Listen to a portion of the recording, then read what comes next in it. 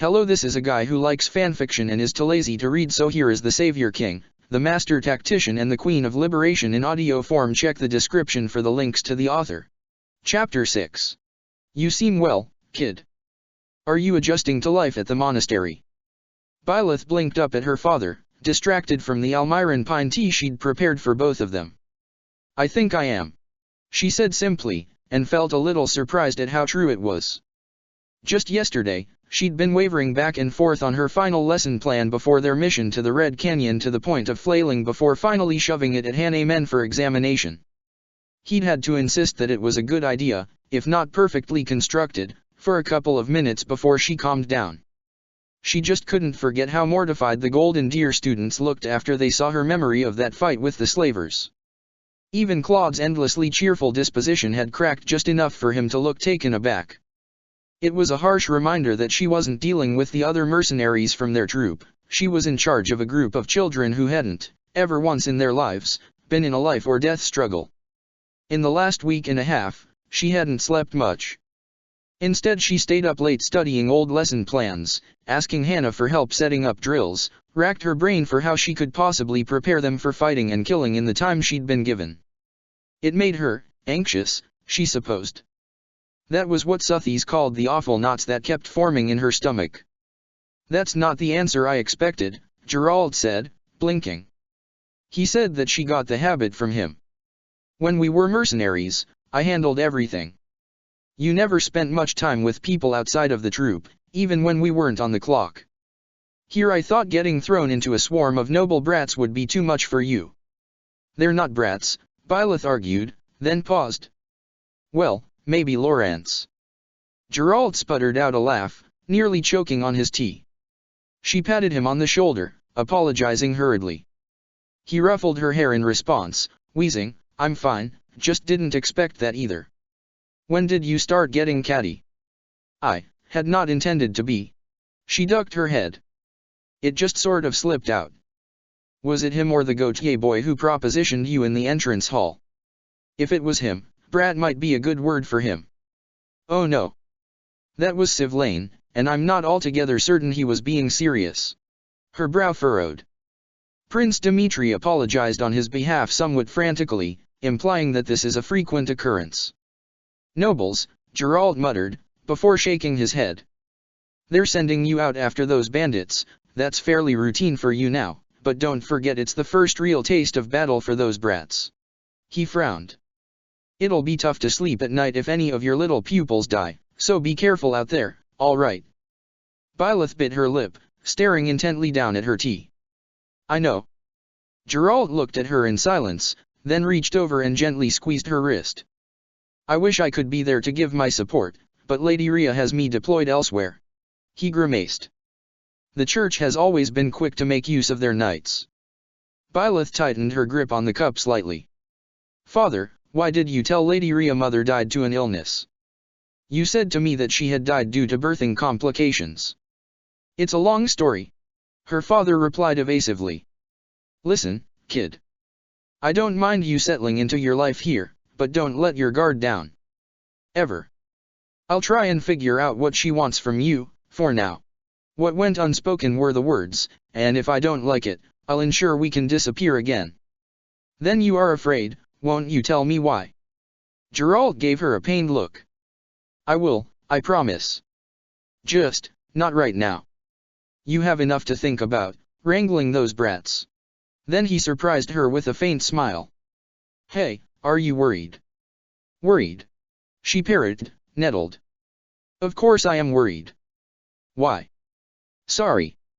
I just know that's hard for you, always has been. He leaned back against the couch. I'm not much of a teacher without a weapon in hand, but if you want me to look at your plans for the battle, just know I'm right here. Okay. I would like that, Byleth allowed, letting out a long breath and feeling the knot in her stomach loosen a bit. +_+++++. So, we are taking children into battle, are we? Suthies muttered as the Golden Deer House and a detachment of the Knights of Syros left the monastery, beginning the march toward the Red Canyon with the sun high in the sky. I'm not sure I'll be sleeping soundly after this. I thought the Archbishop couldn't spare any men to deal with something as trivial as a bandit attack, Byleth admitted with a small frown. But there are enough of them to protect the entire class if something unexpected happens, why not just send them?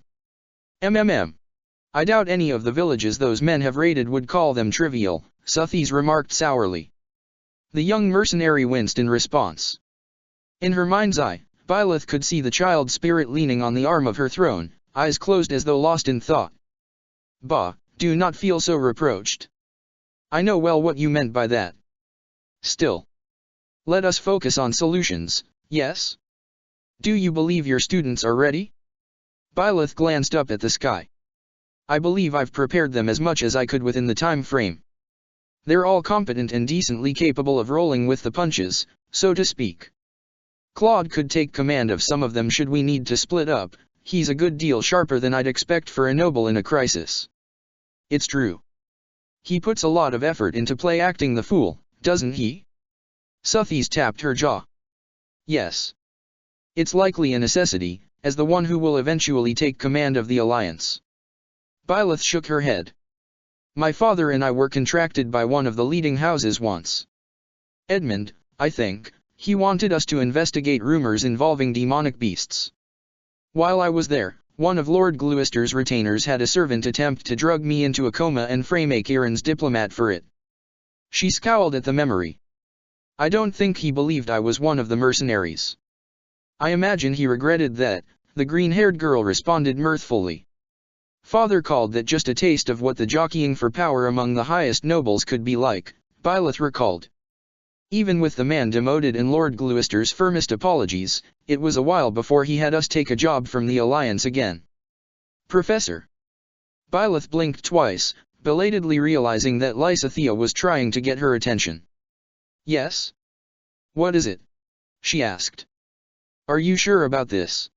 The diminutive white-haired girl lifted her arm. The thick leather shield sitting upon it glittered in the sunlight. Byleth, upon taking one good at her, had dug through her troops' inventory until she came up that in an iron counterpart she'd immediately forced on Marianne. I haven't paid you for it yet, and it's kind of heavy. Don't worry about money, Byleth dismissed firmly. Healers are priority targets on the battlefield. Even if you don't know any healing magic, your opponents will act on the assumption that you do. She frowned. If the blacksmith wasn't having so many logistical problems, I would have had gotten you proper armor. It will have to wait, unfortunately. Lysithea gave her a look she couldn't interpret before glancing away. I can't. It would weigh me down too much. This is all right. She heft the shield arm. I see, you'll need a guard then, the newly made professor mused, looking about her other students before deciding, when the fighting starts, stay close to me. If we get separated, stick to Raphael. If you lose track of him, find Claude. Never stray too far from your fellow students, understood? For a second Lysithea seemed to gear up to protest, but she withered under the stern glare Byleth sent her in turn. Yes, Professor. Byleth relaxed just a bit at that and clapped her shoulder in a way the older mercenaries had always done to convey their friendliness and support. The small girl jumped a bit at the gesture, but didn't pull away. Why did Alois recommend me? The Ashen Demon wondered in hopeless confusion. I've never held command before. Father would have told him that. There's no use complaining about it now, Suthies mused. There is simply nothing for it. I shall allow you to turn back the hands of time. Me. You can do that? Byleth nearly said the words out loud, only managing to choke them down at the last second with long practice. You can transfer the power to me? I would not have thought that possible. Perhaps, Suthies replied thoughtfully, but some manner of bond exists between us, as this strange position we are in proves. My power is yours, though know that it is not infinite. Your magic, as it is now, can only sustain its use 3 times in a single battle. Reserve it for only the most crucial moments. She could see the girl frowning. For the children's sake.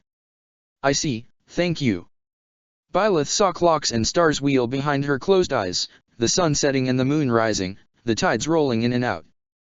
There was no adequate way to describe Suthies' power over time rushing through her. The greatness, the vastness, She felt like a child again, lying in the sands on Almira's shores staring out across the ocean. She felt like she was standing at the foot of Fairgus's snowy mountains, the peaks so far above her they vanished into the clouds. She felt small, insignificant, a speck of dust in an hourglass. When her eyes opened again, she smiled. "Thank you. Professor? You seem kind of distracted. Are you okay?" Byleth glanced over at Ignatz, who had appeared at her elbow at some point. "I'm fine, thank you. I was just lost in my thoughts." "Are you a little worried too?" The young man fidgeted with the strap of his quiver. Out of all her students, he seemed the least confident, and honestly, the least fit to be a knight. She wondered what it was that brought him to the monastery. Perhaps he wanted to stay with his friend, Raphael? "Oh, I am sorry. I know you've done missions like this before countless times, I don't have a wealth of experience leading, compared to my father." She didn't have any, in point of fact. But fear would undermine his capabilities just as much as a poor leader, and that was the last thing she wanted. "As a result, I've felt compelled to consider my strategy from many angles, and I may well be overthinking it. That is all, I promise." It got Ignatz to smile, at least. That's reassuring, thank you." Her father would smile, Byleth knew. He would chuckle and make some offhand comment that would throw the troop into a fit of laughter. Suddenly she found herself wishing she could do the same, but no clever or uplifting words would come to her. "We're almost there," she said instead. "Be prepared." Ignatz swallowed, nodded, and focused on the sky ahead of him. They walked the rest of the way to the mouth of Xanadu in uneasy silence. Byleth could almost taste the nervous anticipation among the children surrounding her, could see it in the way they fiddled with their weapons and looked over their shoulders. Perhaps it wasn't fair to call them children, when she was so close in age to them, but she wasn't sure what else to call a person who'd never had to kill before. Only Claude was relaxed, his body language overtly casual even as the knights retreated to set up a perimeter, leaving Byleth alone with those she'd been entrusted with. The entrance to Xanadu was a slender stone bridge that could take 3 people walking side by side, chipped and cracked by age.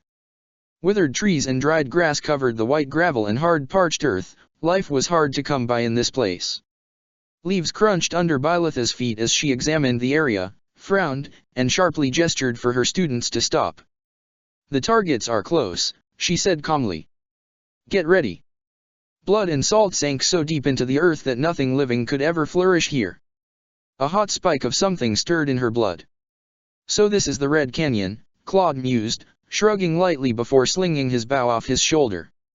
"Doesn't look red to me." She turned towards him with a confused frown on her face.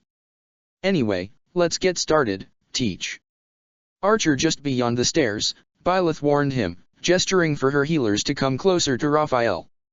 Lysithea had taken the time to learn the heal spell on her instructions, though she was better suited to fighting than staying back and healing as Marianne seemingly was. The more of her students could heal another, the better, and he's not alone. "Then let's get them to come closer," Raphael said with a laugh. "Just like the mock battle."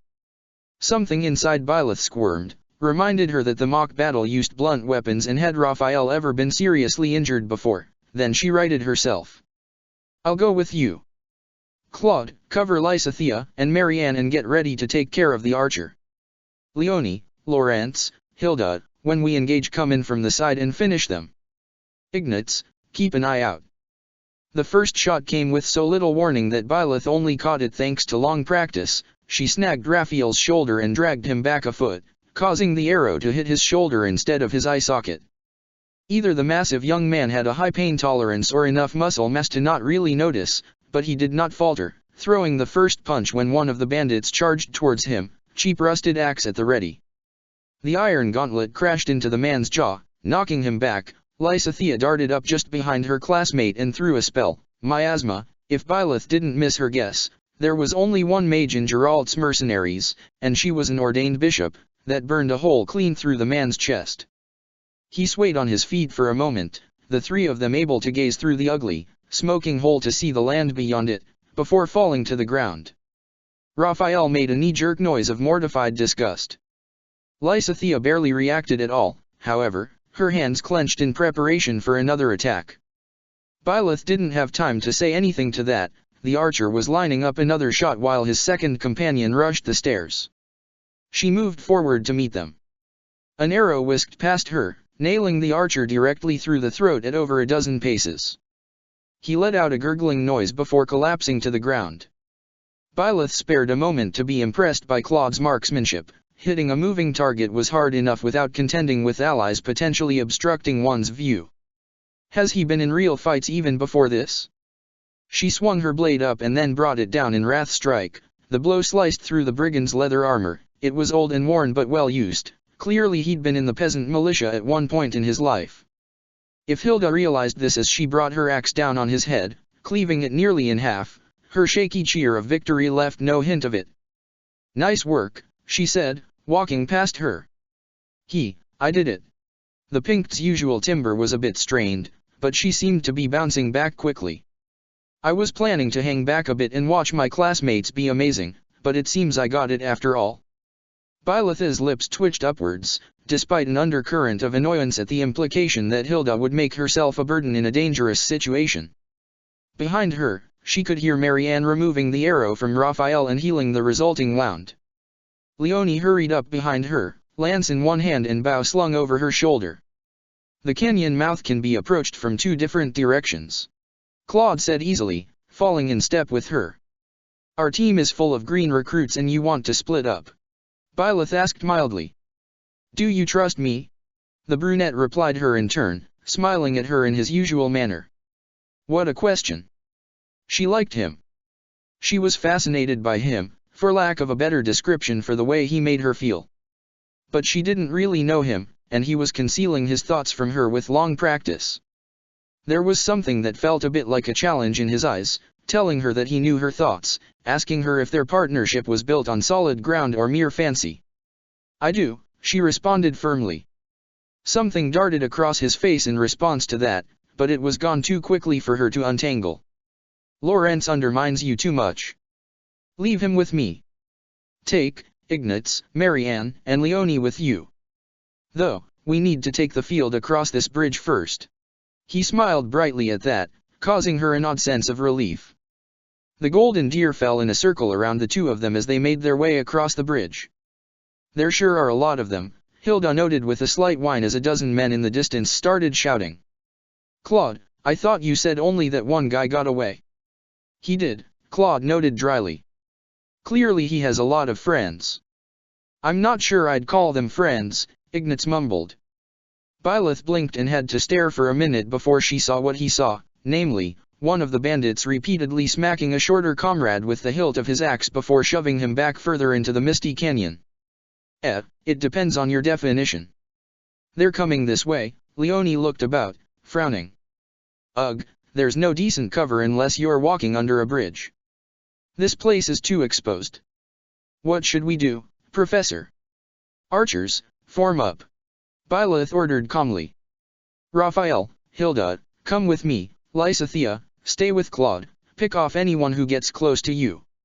When they're brought down, we'll split up and capture both bridges, otherwise we risk this man pulling another disappearing act." There were 2 archers in the gaggle of bandits. Fortunately, Gerald had followed through with his promise of buying her a new bow. It allowed her to throw off their aim with debilitating hits and protect her students.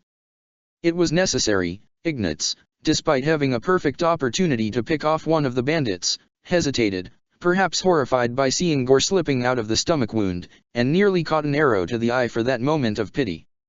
Byleth was more than a little surprised when Marianne avenged his near death with a single well-placed Nosferatu. "Please forgive me, goddess," the blue-haired girl whispered, her hand trembling as she lowered it. "And save their souls." Those might have been the first words Byleth heard her say, except perhaps for introducing herself. It was surprisingly compassionate, from a noble to a bandit. Nosferatu is not a powerful spell. How did she dash? "No, this is not the time. A nobleman does his duty," Lawrence sneered before throwing a fireball directly into his opponent's face, killing him in a few painfully long seconds. The smug confidence didn't last when the stench of burned flesh surrounded him. Byleth watched out of the corner of her eye as the noble boy turned first gray, then green, then threw up on the hard ground while Leonie stepped forward to guard him. Leonie. Gerald had spoken of her from time to time, always with strong note of fondness. He would speak about a girl who never gave up, no matter what life threw at her. Watching the girl draw her bow with steady hands and pick off an archer trying to harass Lysithea with 2 well-aimed shots, Byleth believed it. "This is what I trained for," the short-haired girl bit out, stringing another arrow as she moved forward. Byleth walked over to Lawrence's side and grasped his shoulder. "Are you ready?" she asked briskly. "Oh, of course, Professor," Lawrence said, affecting his usual lofty tone. "Naturally." He scowled. "Where in the eternal flames does Claude think he's going?"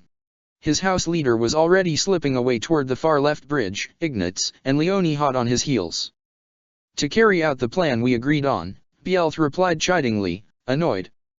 Lawrence balked and started to stammer an apology, but she shook her head. He could be a ridiculous noble on his own time. "Keep up. The last thing you want to have happen out here is to be separated from the army." Raphael was prying Hilda's axe out of the head of a bandit when Byleth came up to join them. Hilda was splattered in blood and wore a thoroughly sickened expression. If the Ashen Demon was to hazard a guess, she'd nearly been overpowered and, in a panic, slammed her weapon into the man's face with more strength than she'd intended. "It's always more visceral up close," Byleth offered when Raphael managed to dislodge the weapon with a stomach-churning squelch. "You're all doing well." "Ehehe, thank you, Professor," Hilda took the axe gingerly. "Yeah. We're pretty strong, aren't we?" Raphael boomed with a bright smile. Uncertain what else to say, Byleth nodded. "We just did what you told us, and we're winning." "That's awesome. At least he's looking at it positively."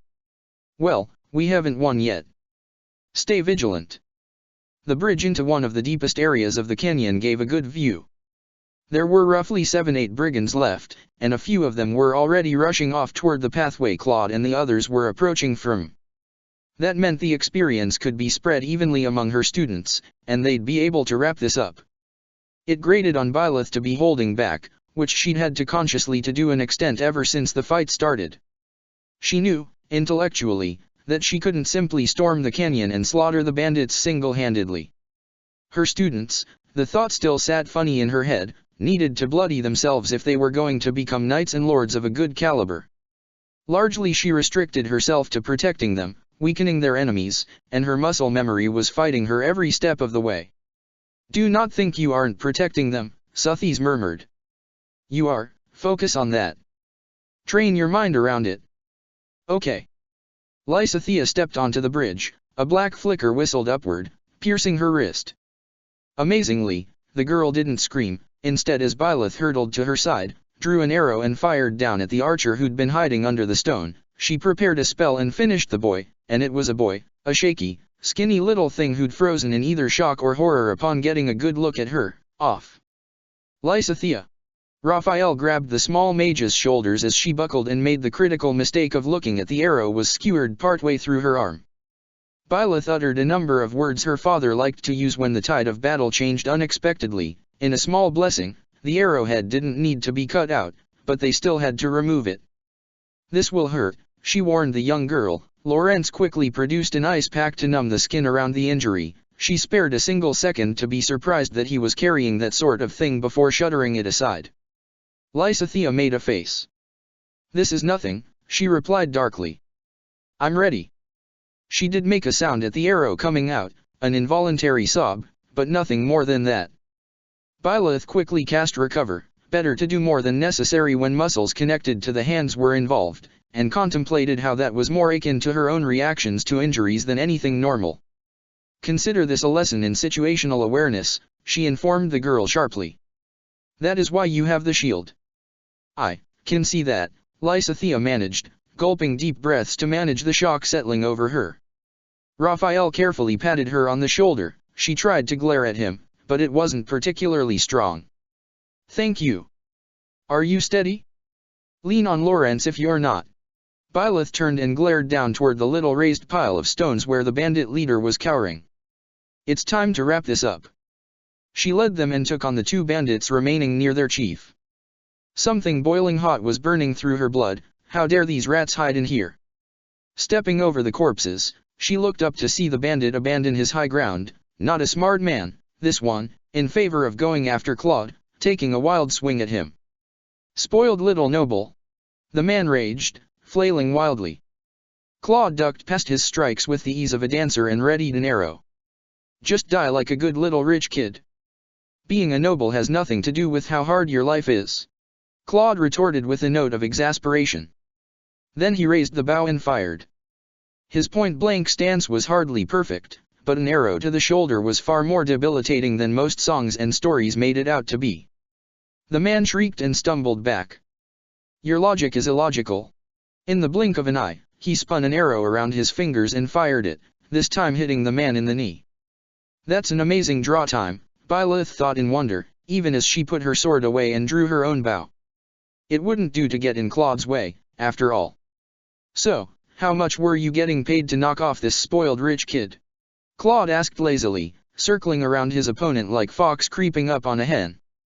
Or maybe you were being paid for the Prince of Faergus, and I just happened to be there? They must be pretty desperate to employ the first brigand they tripped over, he smirked. Then again, that does make you pretty disposable, doesn't it? The bandit screeched and moved to throw his axe at the teenager. Byleth's arrow pierced through his arm, causing him to drop it instead. Claude gave her a cheerful wave of thanks without breaking stride. You must not have had anywhere to go after your boss cut you loose. Most people who piss off the church don't try to hide in sacred grounds. He let out a small chuckle. It's embarrassing to think someone like you successfully ambushed us. The brigand spat out blood. They're going to destroy your kind. You know that? One day, there will be none of you left. No one to steal our livelihoods, no one to take food from our children's mouths, none. You'll all be laid in a filthy open grave on the roadside like so many of us. His whole body tensed. Starting with you.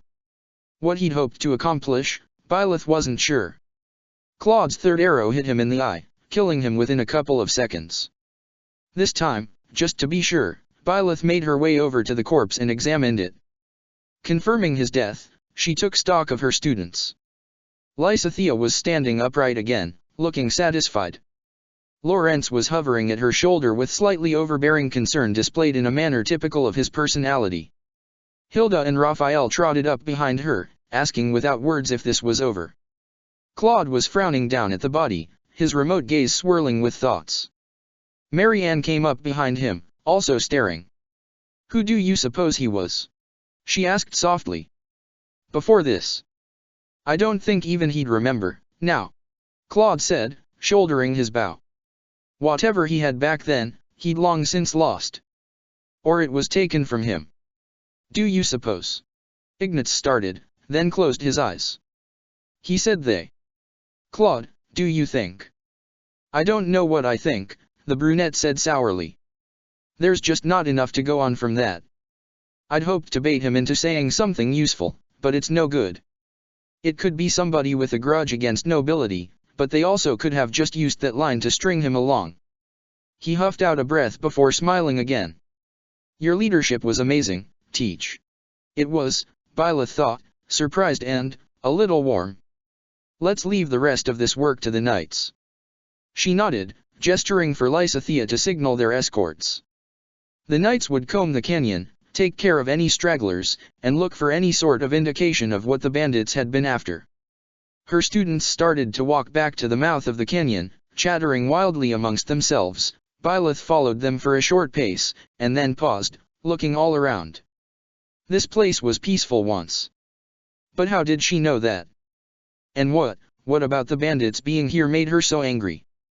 +_+++.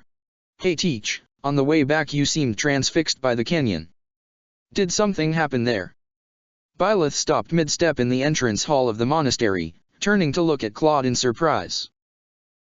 She hesitated under that earnest gaze before saying, it's hard to say. In the time we spent there, I felt strange. That place felt familiar. She shook her head. As if I had been there a long time ago. Can't say the same, Claude put his hands behind his head. Maybe it was a memory from your childhood. Or a past life. She blinked. You believe in reincarnation? Tales of lovers' souls bound together, chasing each other through time. She'd heard them in Brigid, in Almira, but not often in Fodlan. Believe is a strong word, Teach, he replied easily. It's just a thought. And I have to admit, I'm a bit curious about Zonata myself. How did it come to be called the Red Canyon? Nothing there was actually red. Yet another nameless feeling prickled up Byleth's spine. I don't know, she sighed, then looked at him. Are you worried? Huh? About what that man said? Shallow graves and being wiped out. Byleth raised one hand and leaned her cheek against it. You were targeted just for being born. Ah, Teach, fussing over your students already. Claude beamed at her. I'm fine, really. All I feel right now is a desire to catch the next guy sent after me, hold them by the ankles and shake them until all their secrets fall out. I'll protect you. It was his turn to blink in surprise. She felt it keenly herself, why had she? I'm promising you that, all right? Whoever is causing this, has to get through me to get to you. She hesitated, then bowed just a bit. They'll lose. I don't doubt that, Claude said after a moment, gazing at her with sharpening eyes. What brought that on? We're pretty safe here. Gareg Mach hasn't been taken in all the years since its construction, though it's been assaulted in times before. Why dash? Because I'm grateful. She interrupted him quietly. That you aren't afraid of me. Or repulsed by me. He fell silent, eyes widening. I have wished for, she hesitated, the words on the tip of her tongue suddenly slipping away from her. She felt a warmth rise to her cheeks, followed immediately by an inexplicable anxiety. I mean, I have to file the report with the Archbishop. I shall see you at dinner, I guess. And so the infamous Ashen Demon ran away from a boy with all haste, blood thundering in her veins, wondering what in the eternal flames had come over her. Chapter 7. You're doing fine, Ash, Dimitri said reassuringly, walking back to the other end of the training ground. His fellow Blue Lion scrambled to get up, wincing from the fall he'd just taken, and brought his lance up with shaky hands. Ruefully, the Prince of Faerghus noted that he had yet to successfully distract his classmate from his anxieties. Do you want to take a break? And no, Your Highness, Ash said. His usual earnestness didn't reach his eyes. I'm really grateful for your help here. I didn't mean to take up your entire afternoon. It's no trouble. Dimitri responded, his tone carefully gentle. I wish you'd call me by my name, he thought but didn't say. This was hardly a good moment for such things. I always have time to spar. He smiled lightly and prodded the other boy's leg lightly with the blunted training lance. Shall we begin again? Ash nodded, trotting warily back and forth as he looked for some way to approach his opponent. The former thief wasn't physically inept, but his comparatively slight frame had its downsides. When one used a lance, strength and momentum are fairly important. Dimitri was so physically strong that any attempt to overpower him in a straight fight had proven useless. That said, Ash knew full well there was more than one way around a battle. Dimitri wanted to see if he could exploit one. The more he concentrated on that, the less he was dwelling on the news of Lord Lonato's rebellion. Dimitri thought he might have frowned, because Ash darted forward, smacking his arm with the edge of the lance and darted back immediately, the retaliatory strike only grazing the air. Ash jumped back again as he pursued, leading his prince in a circle around the training grounds. The boy was quick on his feet, even more than Ingrid. The huge double doors groaned as they swung open to admit someone, though Dimitri paid it no mind. Ash had decided to try and wear him down until he made a mistake, and while there was some wisdom to that, especially if you were weaker than your opponent, there was an inherent flaw to it. You needed to not get hit. When most people evaluated him during training, they tended to focus on his unnatural strength to the exclusion of all else. While it was an easy thing to get distracted by, it frequently caused them to fail to notice something important, that is, the fact that Dimitri was deceptively quick on his feet. He bided his time, letting Ash feel more confident until he overextended. Then he struck, knocking the lance aside and landing a solid kick on the smaller boy's stomach. Ash sputtered painfully and dropped onto the smooth stone ground. The prince was instantly contrite. I'm sorry, Ash. Are you all right? I'm okay. Ash wheezed a little, pushing himself up onto his knees. You startled me. I didn't hit harder than I intended to, did I? Dimitri asked worriedly, stepping forward and offering his hand. Felix has remonstrated me for that before. No, it's okay, the archer took it and got up the rest of the way, smiling reassuringly. You didn't hurt me. I just failed to brace myself. You guys are going to miss dinner at this rate, a new voice cut in. Dimitri blinked and looked over Ash's shoulder to see Claude leaning against a pillar, watching them with his hands behind his head. The prince, not for the first time, envied how relaxed and at ease his fellow house leader was so frequently. With the way he held himself, you'd think he was on a lazy vacation to a southern beach rather than at academy. Though, now Dimitri wondered how much of that was an affectation. Come now, Claude. The sun isn't that low. He ran a hand through his hair. And I thought you were in a seminar. Haneman ended it early, Claude said with a shrug. Some important meeting got rescheduled. Everything here is a bit chaotic in light of the event that's apparently coming this way. And teaches fishing, so I have to go bother someone else. And you picked me instead of Lawrence? Should I be flattered? Dimitri glanced back at Ash, who was standing very still and staring intently at the other archer. The silver-haired boy opened his mouth, closed it, and shifted from one foot to the other in a way that telegraphed his nervousness. Technically, they weren't supposed to know that Lady Rhea had assigned the Golden Deer House to follow the Knights of Syros sent to confront Lord Lonato and his troops. Ash, in his distress, had spoken to everyone he could get a hold of and eavesdropped on those he couldn't, and thus overheard two knights discussing the matter, specifically, one saying that it made more sense to send the Alliance students for mop-up because they wouldn't feel compelled to let any heretics they found alive escape. The other had apparently snarked back about valuing a lack of compassion in young soldiers and how the Alliance being pitiless backstabbers was the literal oldest joke in the book, so his friend should get new material. Sylvain laughed, Ash didn't. Lawrence wouldn't be nearly so fun to wind up if he wasn't such a drama king, Claude said with a shameless laugh. Actually, I happened to walk by Mercedes and Annette, who were having a very polite fit over how you two missed lunch and wondering where you'd been all day, respectively. I thought to myself, where in Fodlan will I find an overworked prince who might still be upset Teach knocked him on his ass in a mock battle? He spread his hands. Lo and behold, here you are. Oh, Mercedes, Ash looked down at the ground. I told her not to worry. She really needn't do so, Dimitri complained. He wasn't Felix, damn it. I've been keeping an eye on the sky. How are you not starving? The same way you can so expertly annoy people, Dimitri said in a fit of exasperation, that is, long practice. After a second, he flushed slightly. Where had that come from? Rather than be offended, Claude's face broke into an incredulous smile. Was that a joke? He turned his attention to Ash. You heard that, right? Or is the humorless prince actually cracking a joke still a fantasy of mine? I am not sure that was, Ash shook his head, leave me out of this. Claude just chuckled in response as Dimitri gave his classmate a faintly betrayed look. Feeling something between annoyance and a strange amusement, he smiled to himself and walked over toward the rack holding the training weapons. If that's how he's going to play. Well, if you're so lacking in distraction, come spar with us. He grabbed one of the blunted axes, turning and sliding it across the ground to the brunette's feet. There's still an hour of daylight before the kitchen opens.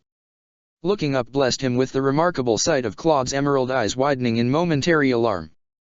Oh, I didn't mean to intrude, he said innocently. You're not, I'd meant to give Ash a break after my misstep there. Dimitri gave the archer in question a faint smirk. Ash blinked owlishly at him, then nodded before retreating to the marble sidelines. You ought to know that not everyone will engage you on your terms. Get ready, Claude. His fellow house leader grimaced for a moment before his charming smile returned.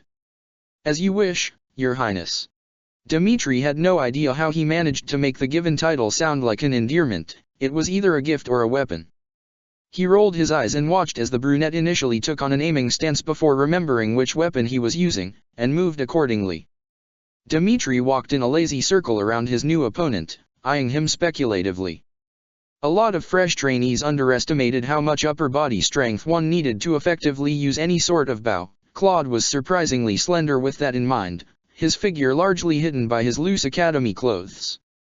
The brunette could outrun him, easily, their mad-dash to remire, while he'd been nursing bruised ribs at that, had proven as much. A hit-and-run strategy would be somewhat more effective in his hands than Ash's, at this point in his training, anyway. Claude watched him prowl with a familiar lazy smile, eyes empty except for the dispassionate calculation that had unnerved him for the longest time. His fingers drummed against the hilt of the training axe, whether that was nerves or merely getting used to the weight couldn't be said. Dmitri could feel Ash watching from the sidelines with wide-eyed interest. Too nervous to fight up close and personal? Dmitri asked with a small grin. His opponent's eyes flashed. You insult me, then he moved, darting forward on light feet. Dmitri parried, letting the momentum turn him to the side. Claude didn't waste a step, bringing the axe down on the middle of the lance. Briefly Dmitri remembered reading a paper with Glenn years ago, The Theory of the Weapon Triangle. It wasn't a widely accepted postulation, but the crux of it was that the weight of an axe allowed it to crack or outright break a lance. A sword could cleave an axe in half with a well-placed strike, and the superior range of a lance put a swordsman at an inherent disadvantage. He seriously doubted Claude had read it, but the precise way he countered Dmitri's strikes suggested he aimed to use the curve of the axe to either break his weapon or disarm him. You don't like your chances, do you? Dmitri thought with a spark of heady amusement. He raised his lance with both hands, blocking Claude's overhead strike. Then he kicked the other boy in the shin. The knee-jerk stagger threw off the brunette's center off, pushing his lance to the side. He leaned forward and lashed out again, this time hitting him in the thigh. Unbalanced, Claude crumbled to the floor, losing his weapon in the process. Dmitri recentered himself and brought his lance down. Claude jerked to the side, rolling over and onto his knees looking up at his opponent. Dmitri made as if to impale him, though aiming for his shoulder rather than his throat. Claude merely swayed to the right, then reached up and grabbed the shaft right below the blade with his bare hand mid-strike. He smirked up at the prince's surprised face, then fell backwards dragging Dmitri down with him. The prince suppressed an unflattering noise of displeasure after hitting one hand and knee against the rough ground. Claude let go and rolled over one shoulder back onto his feet, hurrying to reclaim his axe. Dmitri was on his feet by the time the brunette turned around, his knee smarted, but it wasn't debilitating. Claude darted past him, taking a swing at his unprotected back, forcing him to duck and turn, now on the back foot. The brunette chuckled. What? Never seen anyone use their hands in a fight before. If there are many people mad enough to try and catch the blade of a sword or axe in their bare hands, I've yet to meet them, Dmitri responded, taking a stab at the other teen's shoulder. Claude swayed to the right, dodging smoothly, and that's when the prince saw it. Without realizing it, he was carrying the fight toward one of the building's pillars. More fool he. He feinted right, and managed to hit Claude's stomach with the blunt end of his lance. A quick kick knocked the brunette into the pillar, wincing as collided with the hard stone. When those green eyes opened again, they became crossed as they looked down at the tip of the lance pointed at his throat. You think I'm still embarrassed by my loss? Dmitri chuckled. Ha! I've always enjoyed a good fight, and, might I remind you, he lightly and gently pressed the lance point against Claude's chin, if not for the professor, I would have had you then too. Claude took a couple of deep breaths, staring back at Dmitri with a strange gleam in those eyes. Ha ha, that was hardly fair, using your crest like that. Only the Prince of Faerghus could throw a training lance hard enough it hits like a mace to the stomach. Dmitri snorted and grinned, lowering his lance when his partner opened his hands in defeat. I don't need to hear about fairness from the Duke of Schemes. Turning on one heel, he walked back to the center of the training ground. You have your own advantages born of the golden moon in your blood, I merely leveraged mine better. Now come, unless you've given up. He heard the scrape of wood on stone and a low whistle before he turned around. Claude walked towards him, his expression alight with amused curiosity. Training always relaxed him, and getting one over the enigmatic teenager was enough of a victory that he felt immune to the obvious scrutiny. Hardly. This time Claude waited for Dmitri to come to him. He knew he was faster than the prince, even before his crest was factored in. The crest of Regan was famous for giving its holders inhuman stamina. Stories abounded about various heirs running for a day and a night without stopping, outlasting a room full of foes by fighting until their opponents exhausted themselves one by one, climbing mountains while weighed down by unconscious partners. Claude wasn't physically stronger than Dmitri, few, if any, were, but there was little doubt in the prince's mind that the Duke could easily outlast him.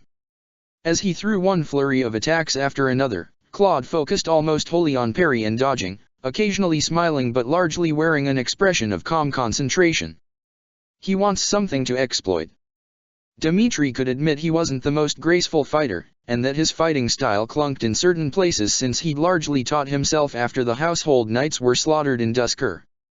No, don't think about that right now. He couldn't give the other teen a chance to exploit the vulnerability he knew was there. Claude's axe hit his exposed leg, as if to underscore his thought. "You're too slow, Dmitri," Glenn chided him as he jumped back to avoid the swing at his upper leg. "You're still too slow." I know. He parried, sidestepping past Claude to lash at him, regain control of the fight's momentum. Claude slid past the attack again, taking another swing at his chest. Dmitri stepped back, grimaced, and quickly drew up a plan. He circled back and made to visibly favor his bruised knee, squaring his shoulders and taking a more defensive stance. He saw a brief flare of wariness in Claude's eyes. The brunette swayed in place for a moment, curious, then, quick as an arrow, threw his axe at Dmitri's chest. Swearing, Dmitri dropped his lance and brought up both arms to protect himself. The impact rattled his arms. Claude darted forward and kicked his leg directly on the bruise, on purpose or by accident. Who knew with him, the shock was debilitating enough to unbalance him. Claude grabbed his arm as he stumbled, pulling it behind his back and locking it there. Dmitri winced, instinctively going to one knee in response to the pressure. "Oops," he said, not sounding sorry in the slightest. The joke inflamed him, though not in a visceral way. Goddess help him, but Dmitri was tempted to laugh. "I truly do enjoy this too much," he thought ruefully, right before grabbing Claude's arm and pushing his back into the other teen's chest. The brunette barely managed a squeak of surprise before Dmitri pushed upwards, flipping over his shoulder and onto the ground. The arm Claude had been holding was nearly jerked out of its socket, causing Dmitri's vision to briefly blur as the muscles loudly screeching their displeasure at his tactical maneuver. Claude was starting to get up, though, so he paid it no heed, tackling the slighter teen and pinning him to the ground, one hand on holding his wrist above his head while he sat upon the boy's legs.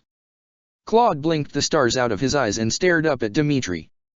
Their closeness in that moment let the prince see the flush in his opponent's cheeks and how rapidly he breathed as he took stock of the position he was in. "Okay," he said in odd voice, "did I wind him? I didn't mean to do that, so trying to pin you is pointless. Good to have that ruled out." "You threw that fight?" Dmitri asked, shifting his weight a bit as he waited for the brunette to signal his surrender and grabbing the teen's other hand when he felt it on his hip. He couldn't help feeling a little annoyed at the implication. "No," Claude said, still sounding breathless.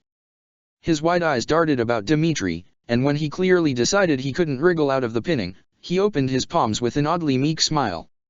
"I thought I had an opportunity. I took it and it backfired. Though I figured I'd at least take your arm out." "You almost did," Dmitri allowed, relaxing.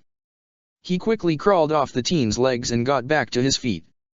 "In a real fight, if you'd dislocated my shoulder straight away I wouldn't have been able to do so." He regarded the schemer curiously as he slowly sat up, staring at him with yet more careful consideration. "You're doing better than I expected. Are you all right?" "I'm fine," Claude waved dismissively, before heaving himself to his feet. He looked past Dmitri, walking over to pick up his axe again. "That's not much where I come from." Dmitri swallowed a noise of surprise, wondering if that was a reference to training in the Alliance or an oblique description of combat instruction in Almira. He didn't have time to debate asking, however. Claude turned around, one hand on his hip while his axe leaned against his leg and smirked, lazily gesturing for the prince to come and get him. Dmitri felt a tinge of embarrassment and thought, only you could make that look insinuating, before snatching his lance up and striding forward. As they clashed again, it briefly occurred to Dmitri how differently Claude fought compared to Felix, who also greatly favored speed. Felix relied wholly on his strength. He could and would dodge to get the advantage, but he seemed to actively loathe fighting defensively. Claude, meanwhile, would leverage his strengths in whatever way would bring him the win. It was fascinating, really. If he had the chance to watch the two of them spar. Well, a sudden hit to the side reminded him to concentrate. He focused on trying to keep control of the battle momentum, no easy task when Claude would simply dart back whenever he tried to initiate a blade lock. Even as his undoubtedly bruised knee keened at points throughout the dance, Dmitri couldn't help but grin. This was good. It was too bad that Claude preferred bows. This was completely unlike fighting Ingrid, Didu, or his other classmates. He could see the brunette shifting his strategy moment to moment, changing how he moved just in time to slip out of his grasp. It's so rare that someone makes me work for it, other than Felix. You look so cheerful, Claude remarked between breaths, taking a swipe at his leg again. Dmitri parried it. Am I that good? You're elusive, Dmitri replied, feinting vulnerability for a moment. It seemed Claude had caught on to that, though, because he merely stalked around the prince as if to catch him from behind. I know how to beat you. It's nice when it's not easy, though. Oh, is that right? The brunette crooned, slipping past him once again. Swinging behind the prince, he tapped him on the shoulder with the flat of the axe and jumped back when Dmitri turned to jab him. Cockiness doesn't suit you, Your Highness. You never let up, do you? He's overextended himself, again. Dmitri lunged forward, knocking the axe away again and forcing his opponent back. Then he swung again. Claude dropped to his knees, letting the strike fly over his head. The prince had a split second to realize it. What Dmitri hadn't noticed was that this time, he was the one being led to one of the pillars. He barely checked his momentum in time to avoid crashing into it, and started to turn about. Which was when Claude's hand grabbed his hip, almost like he was about to take him to a dance, and spun him around. Surging upward, the Duke shoved his back against the pillar and pressed hard leather against his throat. His free hand grabbed Dmitri's wrist, arresting the lance mid-movement. Gotcha, Claude panted triumphantly, emerald gaze alight with glee. Dmitri swallowed hard against the weight against his throat. He knew what he felt was a sheath, but even still. You've had that in your boot all day. Claude raised an eyebrow. Hesitantly, Dmitri opened his palms in surrender, and at that Claude pulled back the short dagger and let it rest by his side. Force of habit, he said breathlessly, looking incredibly pleased with himself. Spend a few weeks in the alliance, if your honor can stomach it. You'll start keeping one at both ankles too. And here I thought the rumors had to be exaggerated. Dmitri twisted his wrist a bit in Claude's grip, but the other teen seemed content to keep him pinned for a moment, perhaps to immortalize his victory. He could feel a flush rising to his cheeks as he gazed into those intense eyes Professor Manuela had so accurately described as drowning pits for the soul. They are. But the rumors that stick around tend to come from somewhere. The prince could feel Claude's breath on his lips. His heart was still hammering, his sudden loss aggrieved by the lingering closeness. What's this?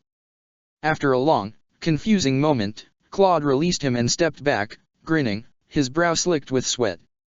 Well, as entertaining as that was, Mercedes will be cross with me if I don't do my job and ensure you and Ash make it to dinner. Let's go and find him again, shall we? And we might want to bathe before the first course hits the tables. Lawrence will take all the fun out of dinner-time conversation otherwise. Dmitri caught his breath and let out an awkward laugh. That's true enough. A glance up at the sky showed him the shift in the sun's rays. The celestial body had begun its descent, and soon there would be streaks of pink and gold coloring the clouds.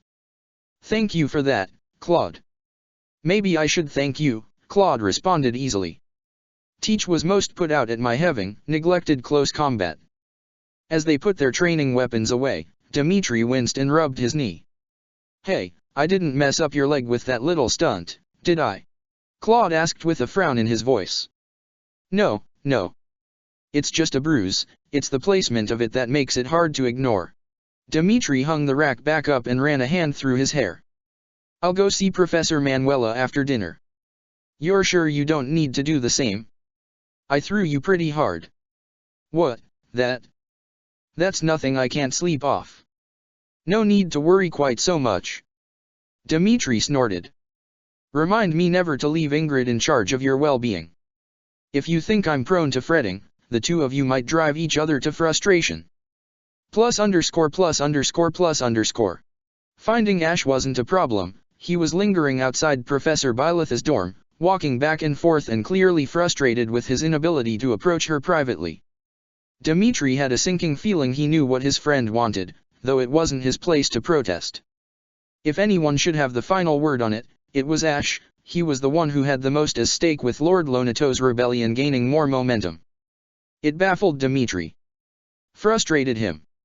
What on earth was Lord Lonato thinking?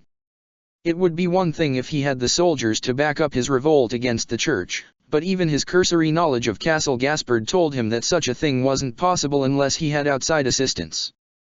All he would achieve by marching on Gareg Mach with the men he had would be the sacking of the devout villages that littered the road to the monastery.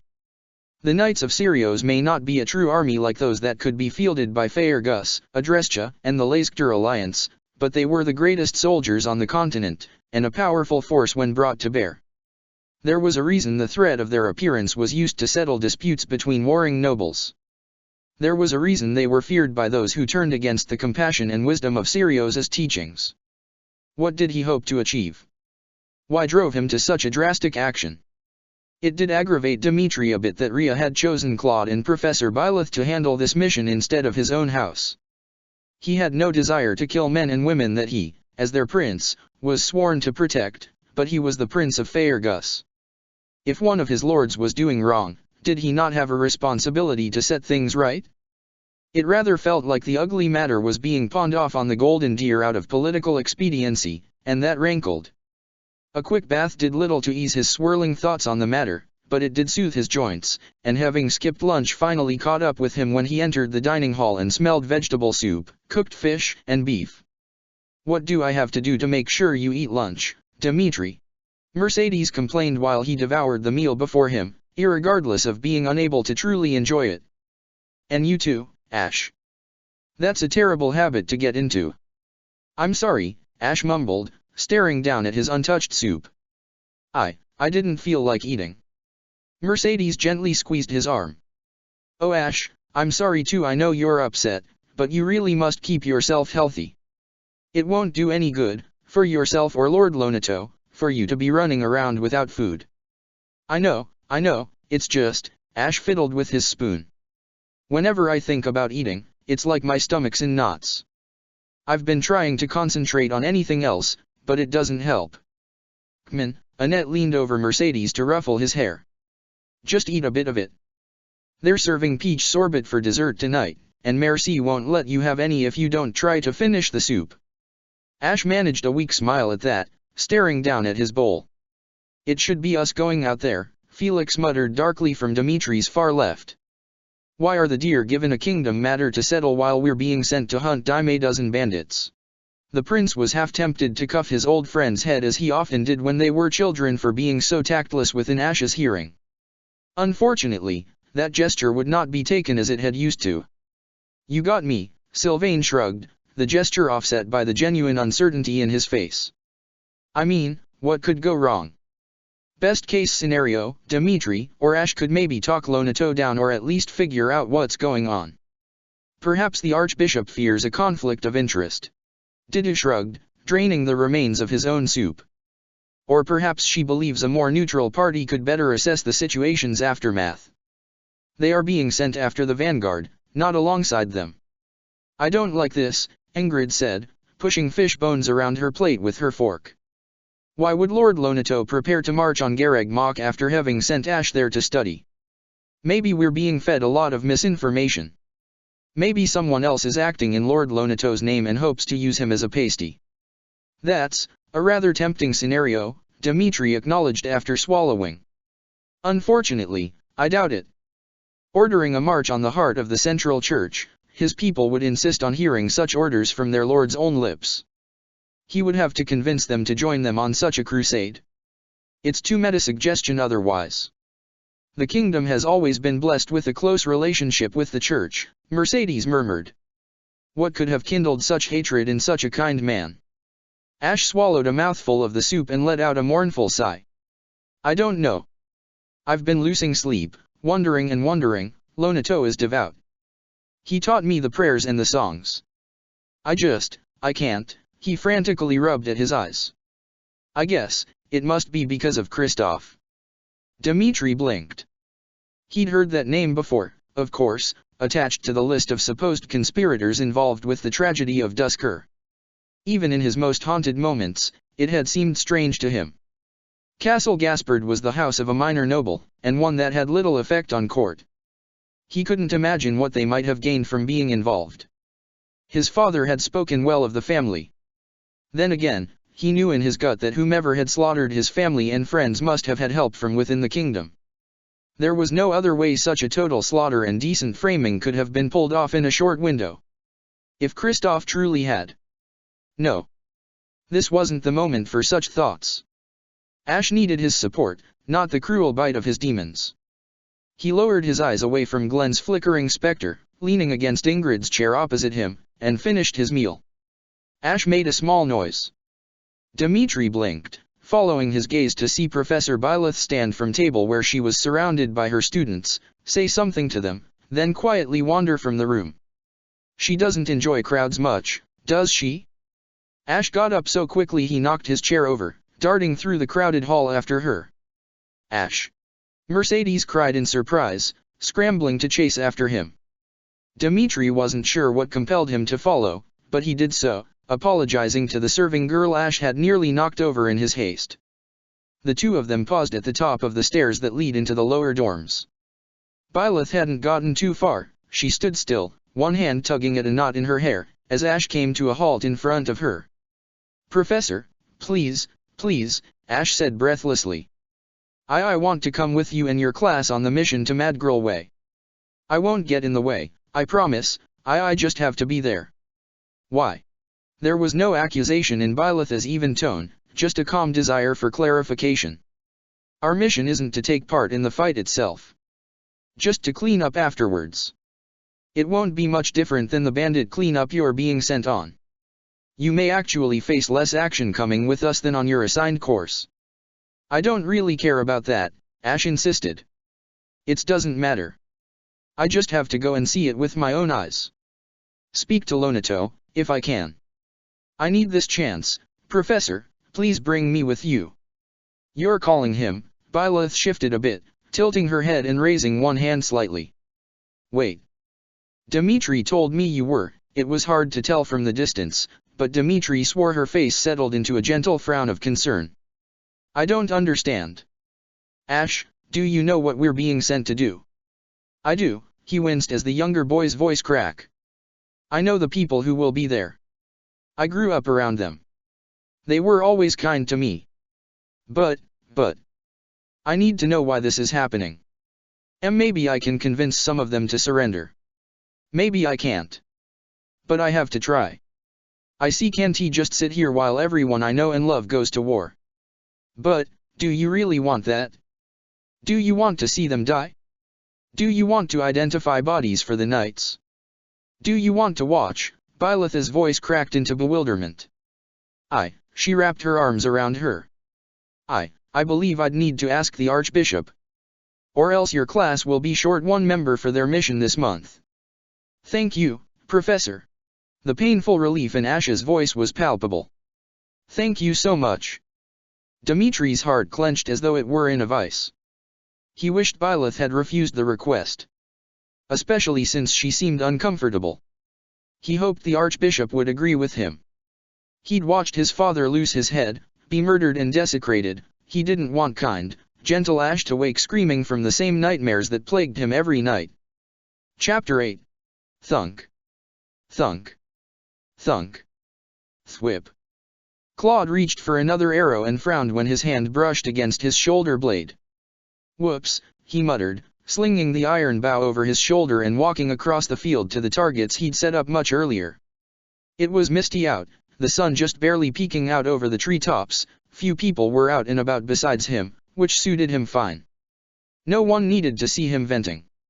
Venting implied something was eating at him, and the less anyone suspected that the better. Stupid, idealistic fool, he thought irritably, yanking one arrow after another out of the bullseye. Are you really so starved for a kind smile and sweet words that you'd practically throw yourself to someone who couldn't have you even if he wanted to? He'd yet to decide if Dimitri's apparent obliviousness was a curse or a blessing. Get a grip. You've had your head in the clouds ever since that chat in the greenhouse. His heart thumped traitorously at the reminder. He wrenched the arrow out of the tree trunk hard enough to snap it, leaving it dangling uselessly in his hand. Damn it! Forcing himself to breathe out slowly and count to 10, he made his way toward the next target, toes sinking into the cool grass. Why do I do this to myself? A stupid question, really. It was like asking why a desert traveler drank so deeply from the well when he stopped in civilization. Why? Why was it like this? How could a single compliment, not even a direct flirtation, cut straight through all armor and scar tissue around what might have been his heart to pierce something so desperately vulnerable? It was because he meant it. He wasn't mocking me, he defended me from that very sort of verbal assault. He really looked at me and saw something so breathtaking it left him quoting his country's most famous romantic fable.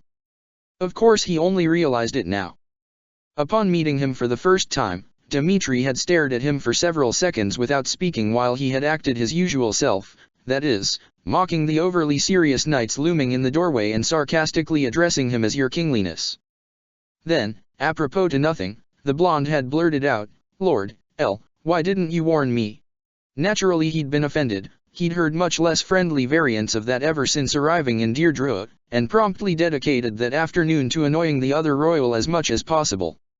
If he'd had the chance to read the fable beforehand, he might have realized that those were nearly the exact words the protagonist spoke upon beholding the now human star, completely mesmerized by the sight of him.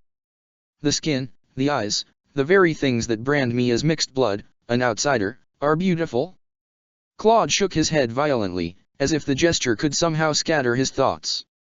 He'd just woken from dreams so sweet they were poison in his chest, and it seemed no matter how many arrows he fired, none of them would rend the illusion apart. Send the blissful images back into the depths of his mind where they could be locked away. Why couldn't he be sensible about this? Observing Dimitri in the weeks before Teach's arrival had proven that the northern prince was staggeringly, mind-blowingly dense. Claude wasn't sure what else to call someone whose bodyguard was in love with him and making no attempts to hide it, yet whom operated entirely on the assumption that they were merely friends. Sure, Dida seemingly had no intention of ever seriously pursuing Dimitri, but he was so obvious Claude had thought the prince had to know. But no, a few probing jokes made it clear that he didn't have an inkling. So, Dimitri was socially clueless. If he ever managed to flirt with someone, it was probably by accident, and there'd be no way to mistaken any actual advances for anything else. He'd be too direct and clumsy. If he had any intimate interest in men, he either didn't know it or was hiding it.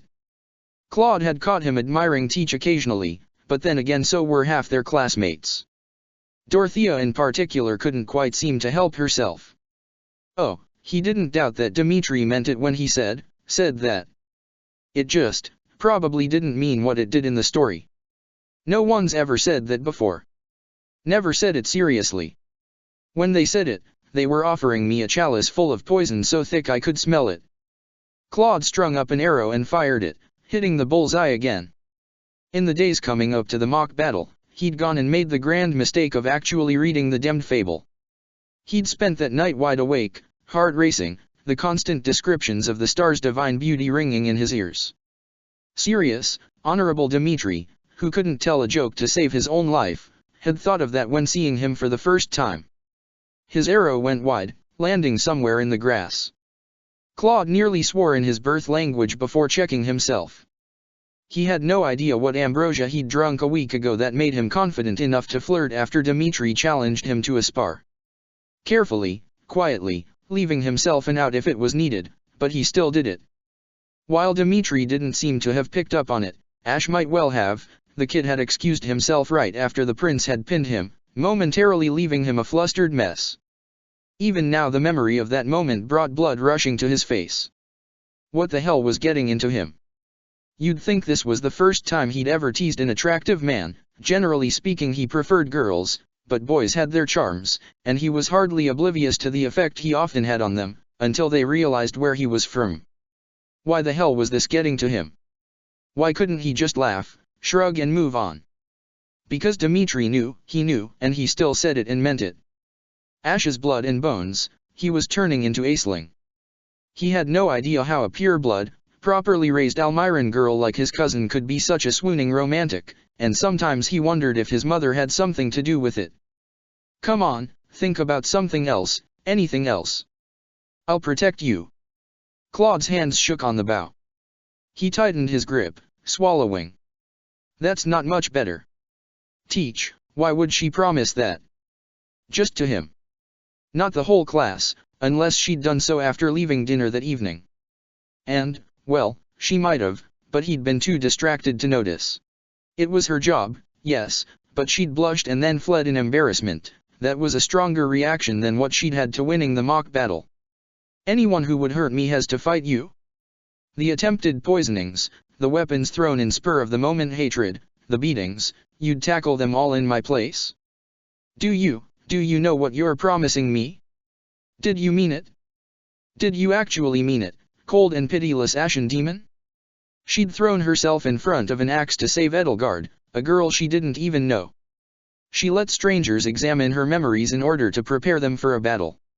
She spent several patient evenings improving his and Ignatz's firing posture, telling him that he was close to pulling off point blank. Even though they'd had to approach her, not the other way around, she always took to their needs with serious attentiveness. People say all sorts of things, he reminded himself harshly. They always have. But doesn't it mean something different coming from her? Is an emotionless girl who watches with that look of lost confusion when Raphael and Ignatz laugh at an old joke, when Hilda teases Marianne, when Ingrid yells at Sylvain for being trouble, truly capable of screwing with you that way? Maybe she's serious. Maybe she thinks of you as a friend worth shielding. Claude angrily strung 2 arrows and fired. They at least hit the target, though they were off-center by a wide margin. This wasn't safe, this wasn't safe. Hope was a mistake. It always had been. He reached for that indifference he had cultivated, tried to force all those warm happy feelings back into the vault he'd locked them in after 2 boys who'd claimed to be his friends left him to drown in a swollen river for the sin of being a half-breed as a child. After that Lord had his men beat him unconscious for being too friendly with his daughter.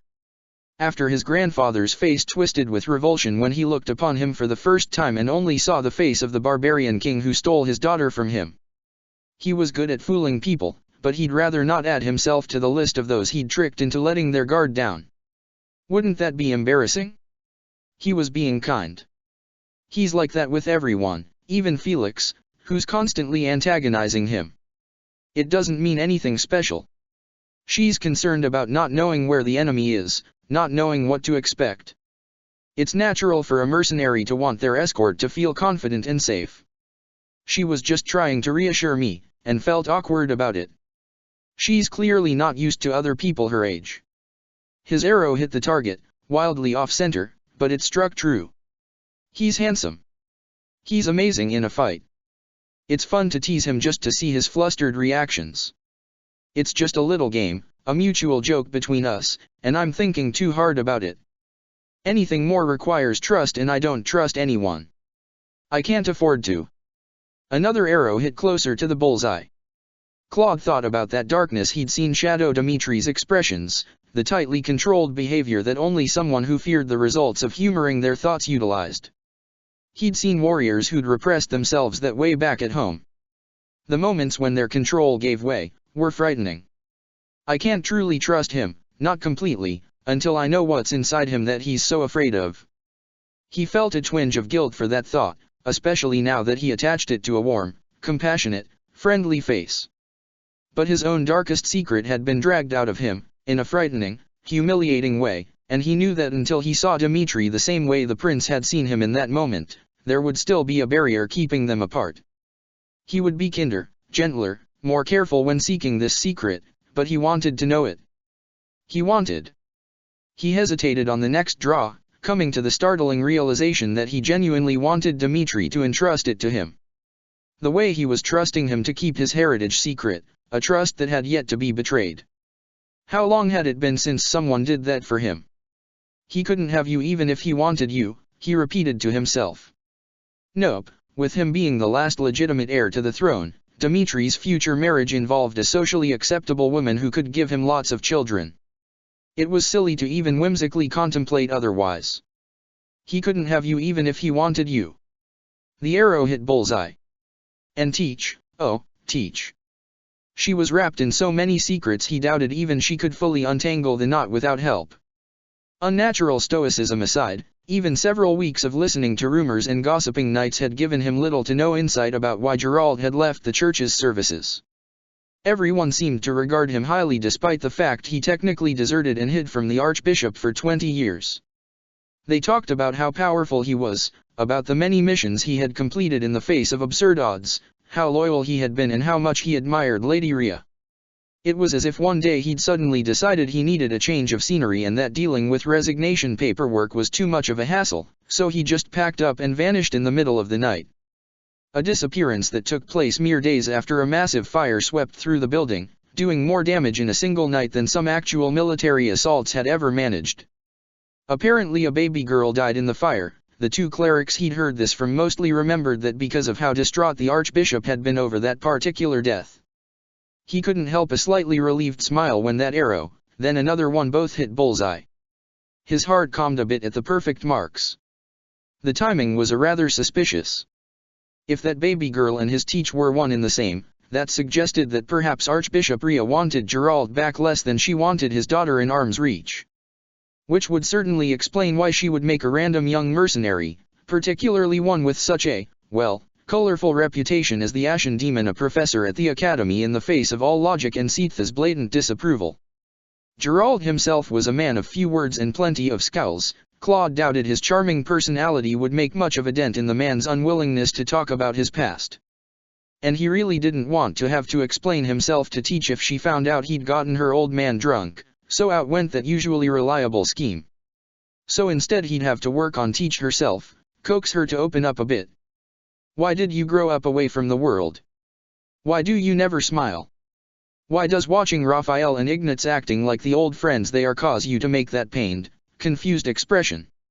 What is it that you want so badly you don't mind having your life upended to be Rhea's pet professor? Why does the mercenary famous for her frozen heart care about protecting me? The next arrow went wide again. Damn it all. He'd come out here to distract himself, not vanish deeper and deeper down the bottomless swamp that was his mind. He let out a groan and stared up at the sky, wishing for his wyvern. A good long flight, where he could marvel at the world that seemed so small below him, always made him feel better. He wondered what Teach would look like if she smiled. If even that cold, emotionless state couldn't obscure her unkempt beauty, what would a smile or a laugh do to her? Because I'm grateful that you're not afraid of me. Or repulsed by me. I had wanted. You wanted what? Tell me. His last arrow sank into the wooden leg of the target. Okay. Clearly this isn't working. Sighing, he let the bow rest by his side and went to collect the arrows again, this time to bring them back to the training armory. He'd read a bit until everyone else woke up, something nice and safe and bland, like the church-sanctioned biography of the 10 elites.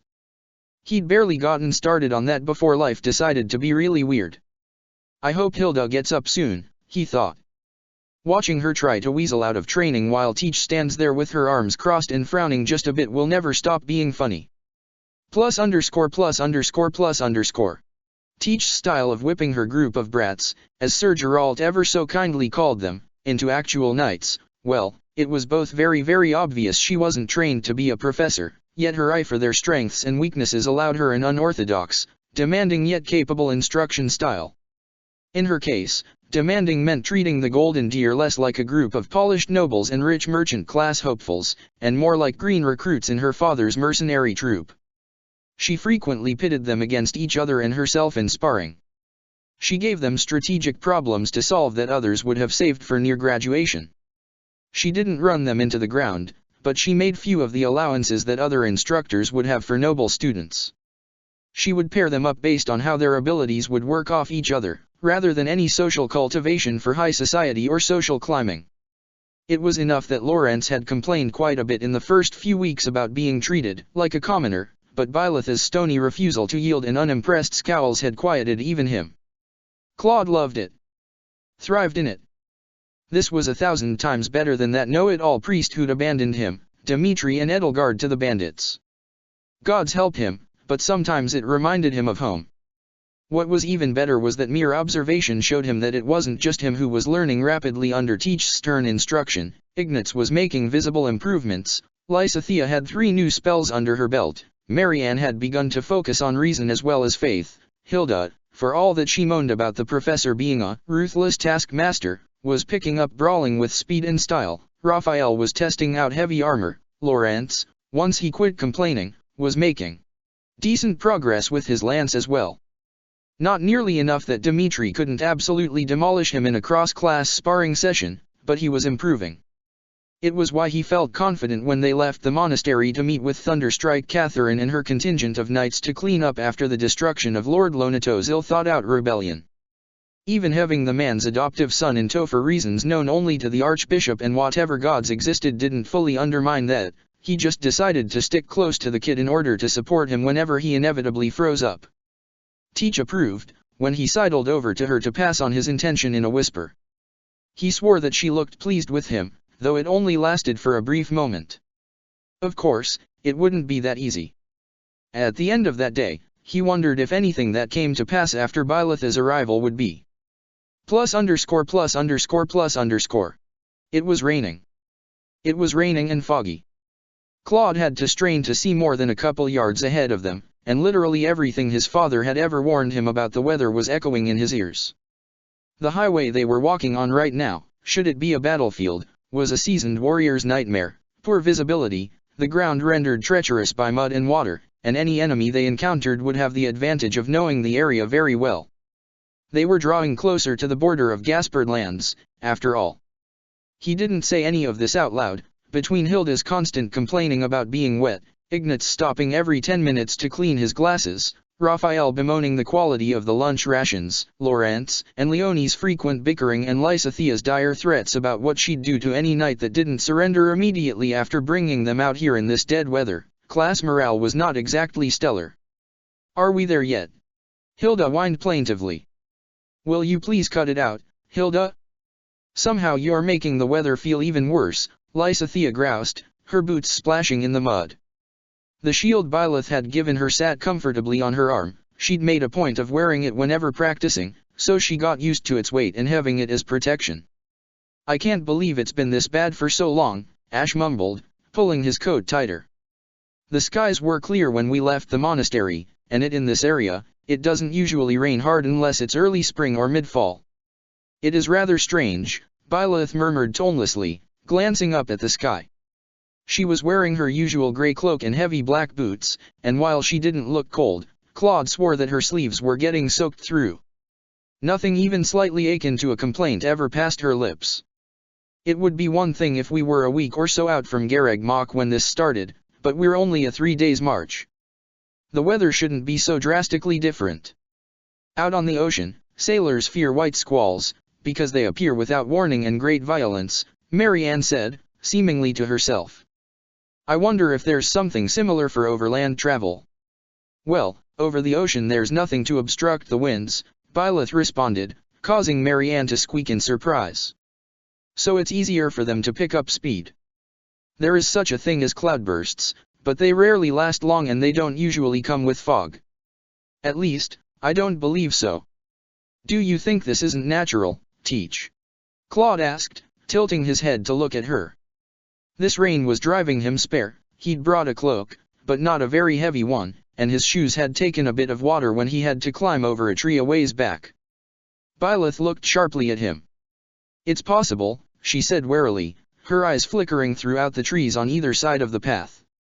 "A strong dark mage could conjure fog, if they were learned enough. But rain as well? That I've never heard of." She paused for a moment, frowning darkly. "Everyone be on your guard. Pair up." "Pair up," Claude negligently waved for Ash to join him while he marveled at the simplicity and strength in this maneuver Geralt's mercenaries had pioneered and perfected. 2 people, usually with different weapons and fighting styles, who fought at each other's side at all times, one defending or supporting the other, switching places whenever necessary. Byleth had shown them members of the mercenary troop practicing the maneuver, and even in a relaxed, restricted spar, it was incredible to behold. Long practice kept him from cringing when Byleth explained that the maneuver's full value could only be achieved by two people who deeply trusted each other.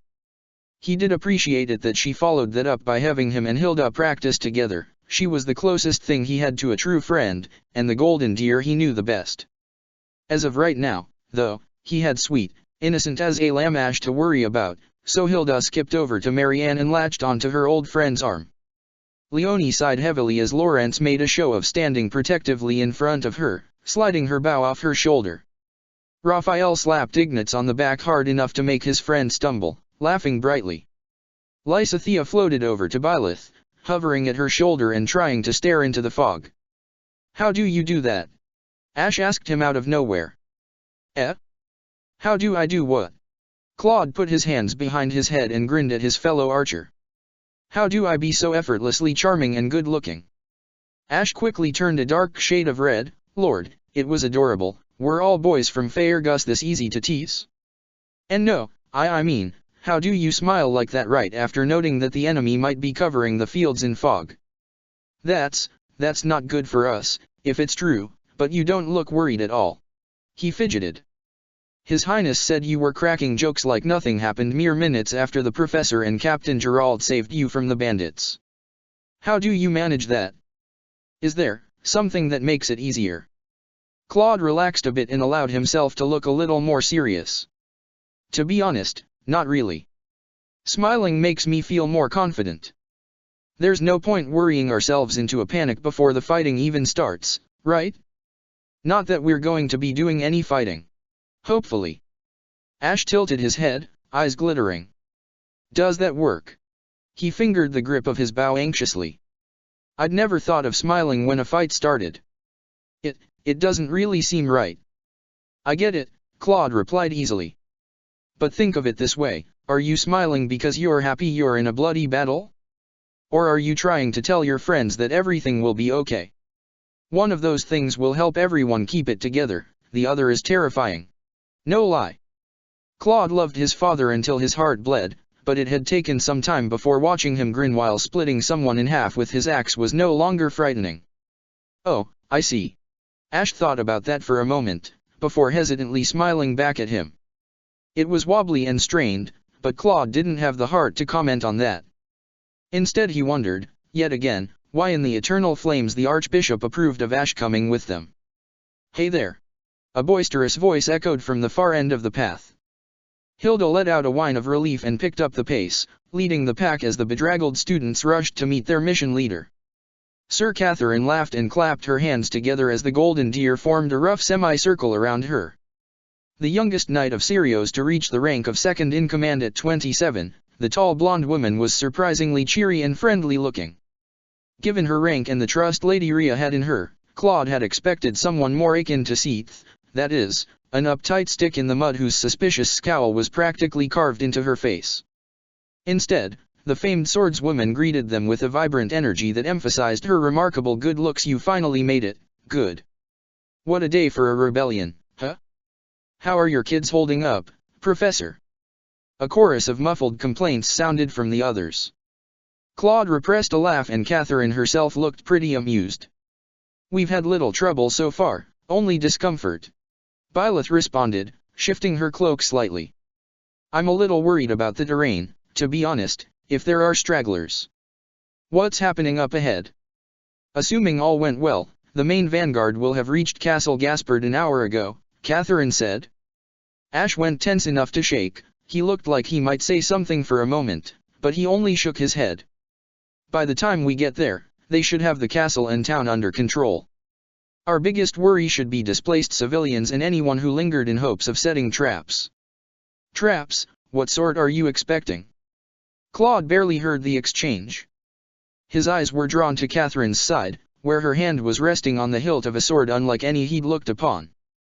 A massive sword hung there, with no sheath to speak of, protrusions like fangs jutting out from the main double-edged blade. It was a dull gold that seemed more like stone than any steel he'd ever seen, and a dully glowing red gem burned in the heart of the hilt. "This is Thunderbrand. This is a relic." Briefly he remembered being a child, perched on the edge of his chair eagerly listening to his mother's stories of the relics. How the fallen king Nemesis tore a mountain in half with the sword of the Creator in order to defend the thralls fleeing from their demon-backed masters, how Bladdid Lord of the North fought half an army to a standstill wielding Eredbar, how Lady Frildarius deflected Meteor and Excalibur spells with the Aegis shield to defend Gautier the Horse Lord as he drove back his former king's army at Tailton Plains, how his own ancestor, Tempest Master Regan, stormed an occupied castle on his lonesome to free his companions armed only with Fail-Not and his not insignificant cleverness born from years scraping by as an orphan. His mother called them weapons of fate. They contained power so great they could tear down the borders of the world and reshape them to the will of their masters. Is there something on my coat, Regan? He blinked and smiled charmingly at Lady Rhea's loyal enforcer. Sorry, couldn't help myself. It's an honor to be accompanying Catherine, wielder of Thunderbrand. I hear you're intimidating enough to silence the howling winds. Byleth tilted her head at him. Thunderbrand. She repeated blankly. Claude nearly lost the battle with his will that kept him from gaping at her. She can't be serious. I know she was raised away from the church, but she can't be serious. She doesn't expect us to believe. Catherine merely raised an eyebrow, drawing the sword from her hip and lifting it in one hand. You mean Lady Rhea didn't tell you? The Archbishop bestowed Thunderbrand upon me when I entered her service. It's one of the hero's relics. Byleth gives her the same deadpan look Claude has come to associate with her being confused by something, and amazingly Catherine didn't immediately ask her to stop being ridiculous. She had to know, how could she not?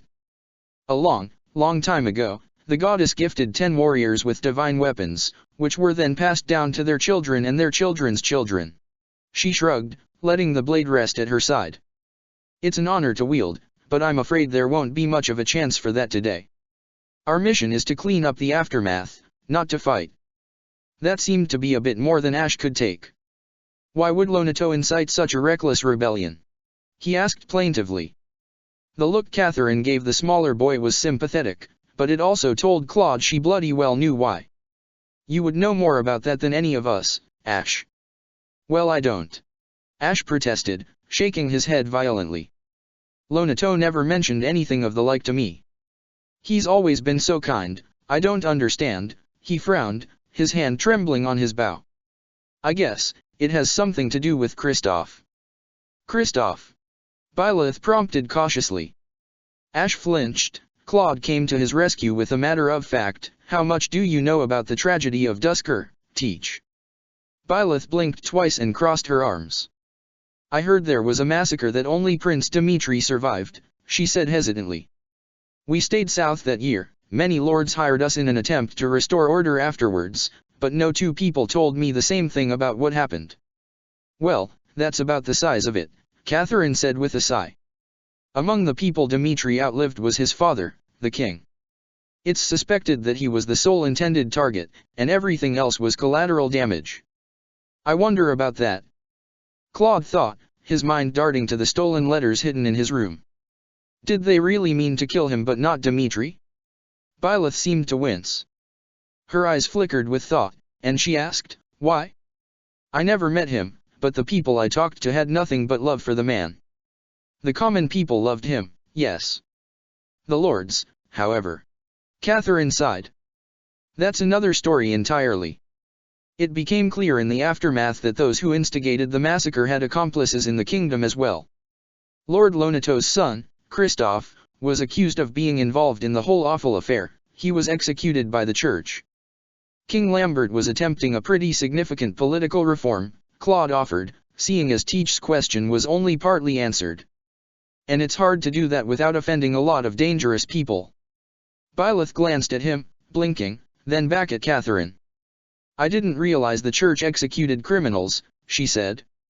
Her quiet, even voice made it unclear if that was a question or an accusation. Speaking from the church's perspective, we took over the judicial matters in the stead of the kingdom, which was in complete chaos. Catherine's response was so smooth and inoffensive it had to be rehearsed. Whatever the truth of that matter may be, Lord Lonato has harbored resentment toward the church ever since. Ash looked down at his feet. I never knew, he said in a small voice. I never. Claude was finally about to open his mouth and suggest that maybe Ash shouldn't come with them to survey the wreckage when a soldier clad in the splendid, expensive armor of the Knights of Sirius stumbled out of the tree covered in dirt and blood. "You have got to be kidding me," he thought dimly as the man rushed over to Catherine. "Report," he wheezed, "Sir Catherine, there's a force from Castle Gaspard coming straight for us." "What?" Catherine barked, any trace of her affable stance vanishing like morning mist. "Their numbers are far greater than we predicted," the man gasped, clutching his side.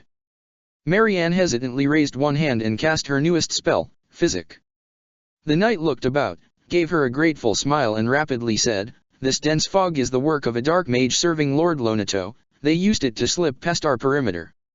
What's coming is their main force. All that was waiting for us in Castle Gaspard was a skeleton staff, his 2 children and his confused servants." "Why, you're kidding, they're coming straight for us," Ignatz sputtered, terrified. "That's most of Gaspard Land's standing army," Lawrence said numbly. Claude said a number of words he'd learned from Felix when they'd been paired up for cooking duty and notched an arrow. "He knew when to expect us," he muttered, mostly to himself. "He must have been told what to expect at the beginning of the month. Information doesn't travel this quickly, especially not enemy marching orders.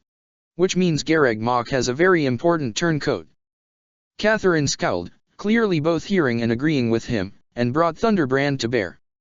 "It looks like our mission has just changed, Professor. All of you, prepare for battle.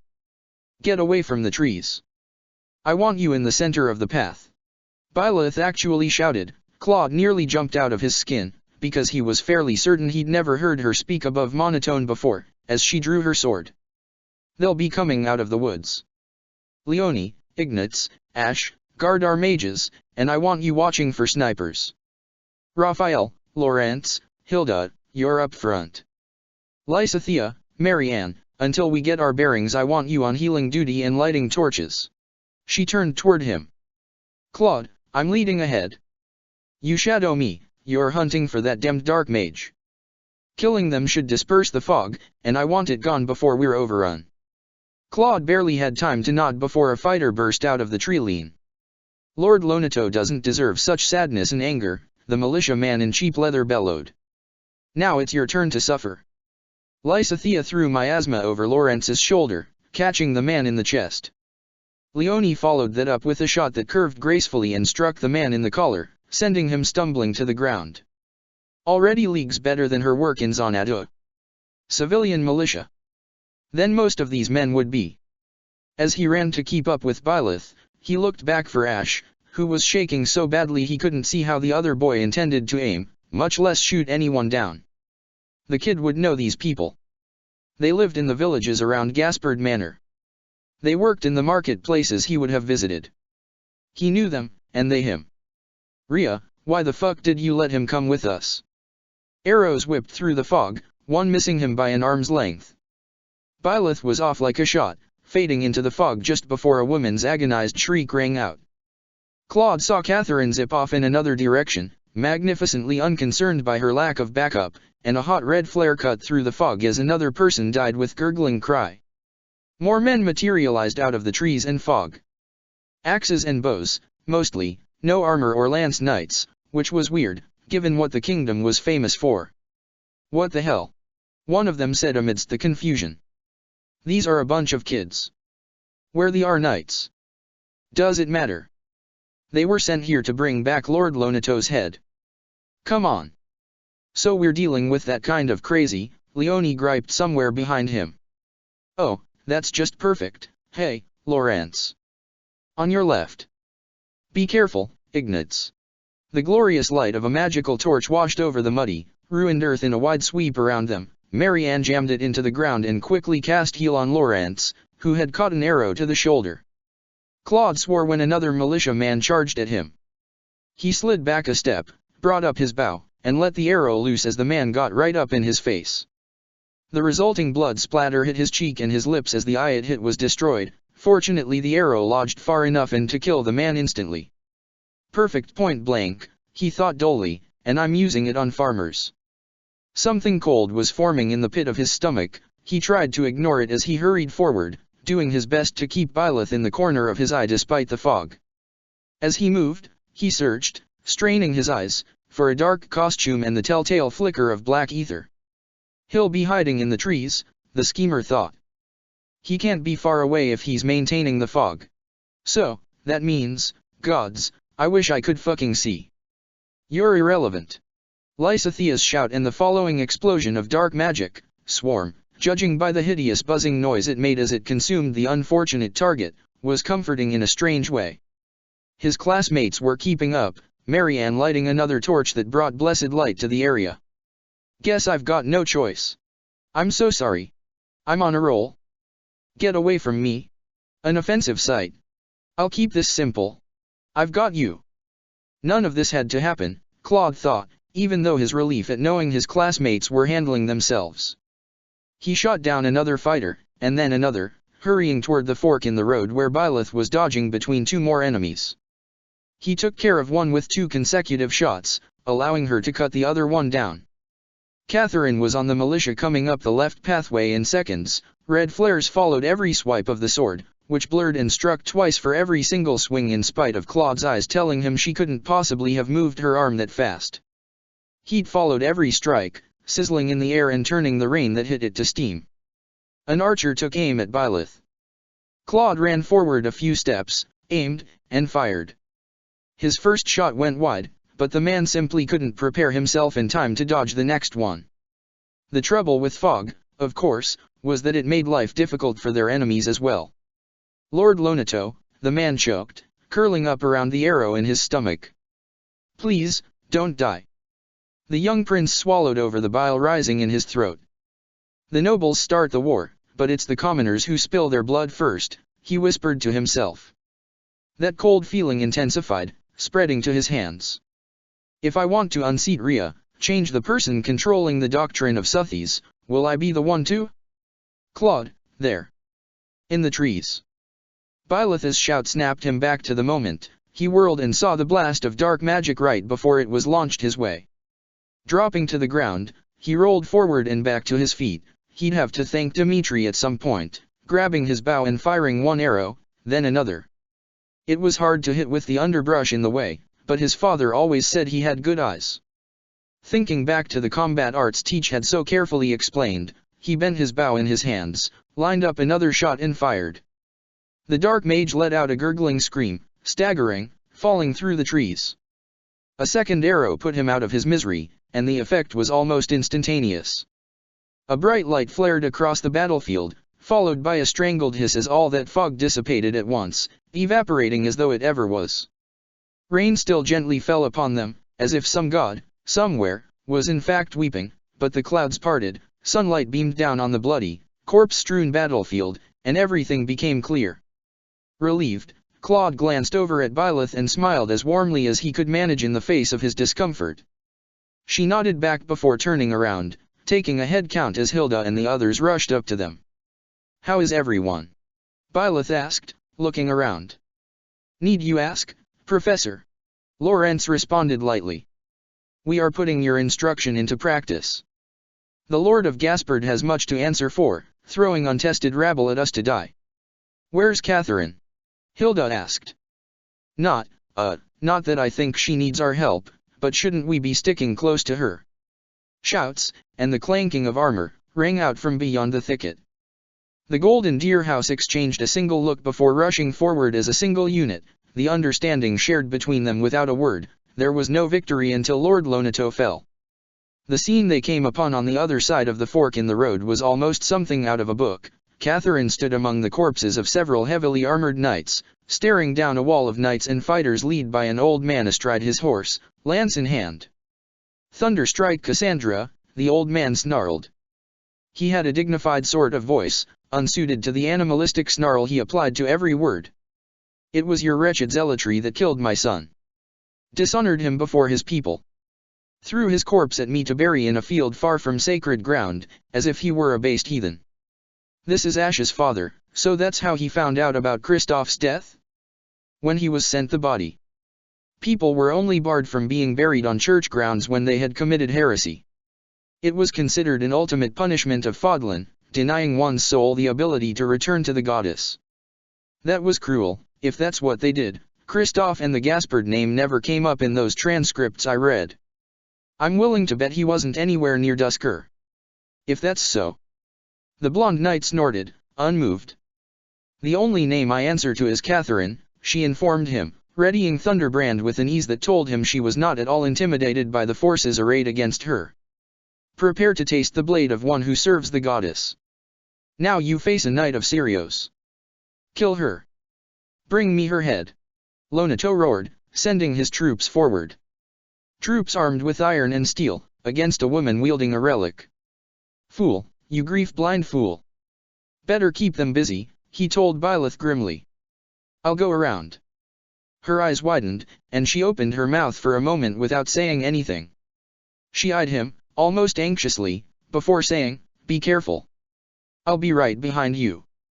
Claude smiled and gave her a small bow before darting off to the side, stepping among the trees and letting the lower visibility hide him from the lance knights that were running into Catherine's sword. Hilda and Raphael rushed the two soldiers, Marianne blasting clean through the helmet of one knight approaching her with a single blizzard, Ignatz taking potshots wherever he could. It took him a handful of minutes to approach Lord Lonato from the side, eyeing him warily. The man wore heavy armor, as did his horse. It probably couldn't build up much speed weighed down like that, but if he were to charge and try to run someone down, Claude felt a knee-jerk sense of distaste at where his thoughts immediately took him, but he readied his bow regardless. It was an ugly trick, yeah, but it would save his classmates. Lonato. Claude nearly dropped his demmed bow when Ash somehow slipped past the melee surrounding Catherine, Teach and their classmates to approach his adoptive father. The other boy's bow hung down by his knee, his quiver virtually empty. He just reached pleadingly for the man who took him in when he had nothing. It wasn't quite obvious from where he was standing, but Claude was pretty sure he saw Lonato's eyes grow really wide for a moment. But, it was only a moment. Then his face snapped back to the cold rage that he had thrown at Catherine. Cassandra. Stand down, Ash. I must destroy these evildoers by any means necessary. Please surrender, Lonato. Ash begged, taking another step forward. Whatever your reasons for doing this, we can still talk it out. I'll plead for you, the Archbishop dash. Speak not of that devil woman, Lonato snapped. Rhea is an infidel who is deceiving the people and desecrated the goddess. What the hell, Claude thought fuzzily as he steadied his bow again. What did that have to do with Christophe? We have virtue and the goddess herself on our side. The goddess would have you kill my fellow students. Ash asked in disbelief. It's virtue that brought all those villagers out here to die. Even if that's true, why did you bring them into this? Your classmates have been reduced to pawns of that witch. Do you think it was an accident that she sent you all out here? She wanted to threaten you with the consequences of defying her obscene whims. Lonato's horse stalked forward a few paces. Claude's heartbeat picked up as he crawled to the edge of the tree-line. Do you think it matters a jot to her if any of you die, when she has thousands of believers in her thrall? She thinks nothing of you, nothing but minds to mold into her pet murderers. We must set Fodlan free from her grasp. Only then will everyone have justice. Lonato, that's crazy. Justice. Ash's voice broke. How many people would have to die in the name of justice? Please, I'm begging you, Christophe is gone. Christophe was murdered. Lonato raged. If you will not stand aside and allow your brother to be avenged, then you leave me no choice. If that's how you feel, prepare yourself. I'm putting an end to this. Claude's eyes widened as the man took a javelin from his pack and threw it. By either a miracle or a chink in the man's resolve it only grazed Ash's shoulder, sending the boy stumbling backwards with a startled, agonized cry. Lonato moved to urge his horse forward, dropping his other hand to the base of his lance. He's going to kill his own son. With that thought, the coldness rushed forward and swallowed up his heart in its icy maw. Hitting the horse in the neck wasn't hard. There were gaps in its armor that might have been hard for Leone to exploit, but Claude had been hunting ever since he was a child, and his arrow flew true. He strode out of the woods with an eerie calm blanketing him as the horse collapsed, throwing Lonato in the process. The old man scrambled to get up, looking around wildly until he saw him. Claude's lip curved in revulsion. Kinslayer, he said, his voice so serene it belied the snowstorm raging inside him. Child killer. I'll admit, they weren't words I would have associated with the Lord of Gaspard in the face of the love Ash bears for you.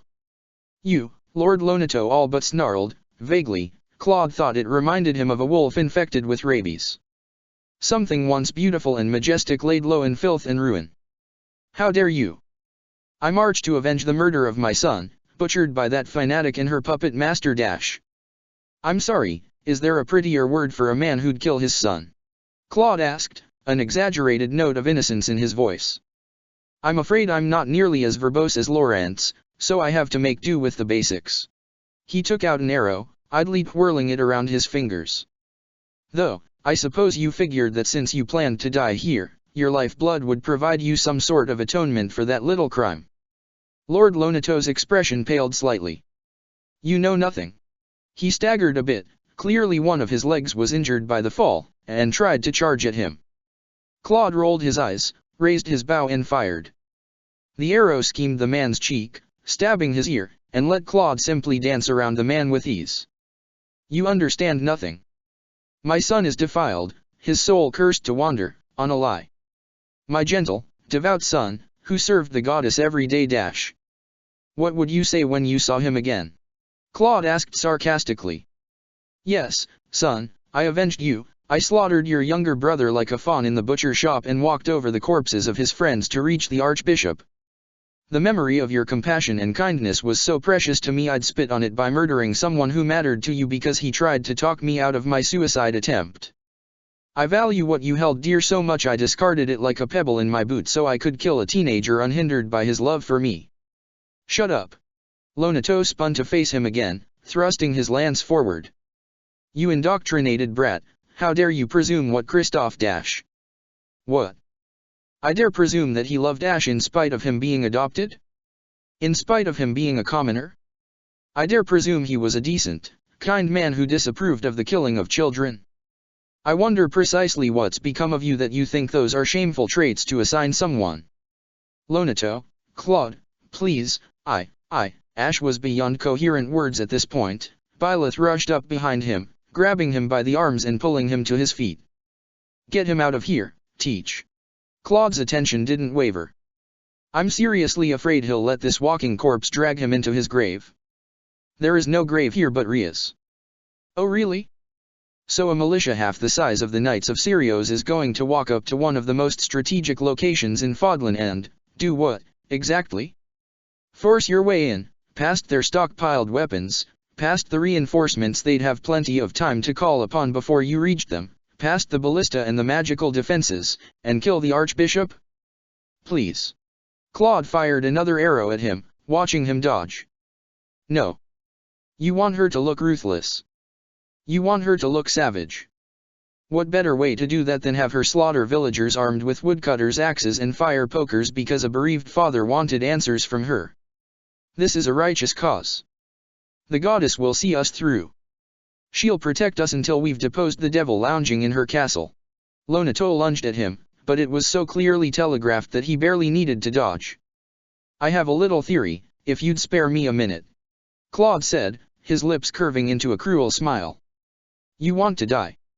You've wanted to die ever since Christophe's body was given back to you. You spend nights awake, wondering why he died, what he got involved in, why he never told you anything that made you realize he was in danger. You blame yourself, you blame Catherine, you blame everyone but him for whatever decision he made that put him on the church's list. Lonato's wild jab missed him by an arm's length. He jumped back a bit, keeping light on his feet, keeping moving. But it's shameful to just drink a little more wine than was responsible, and that doesn't get Chrysophie any justice. So instead you figured that you'd make yourself a martyr, goad the Archbishop into ordering the death of a grieving man who'd lost everything, convince other people to be suspicious of her, maybe force her to step down. You want more, you want her to die, but you're weak, you've been weak ever since Christophe died, and you don't want to spend years struggling to depose her. You just want to see him again. Lonato is starting to shake, tremble, his attacks weaker and easier to avoid. Claude wasn't smiling now, he bared his teeth like a wyvern. You want it so much you haven't thought about Ash.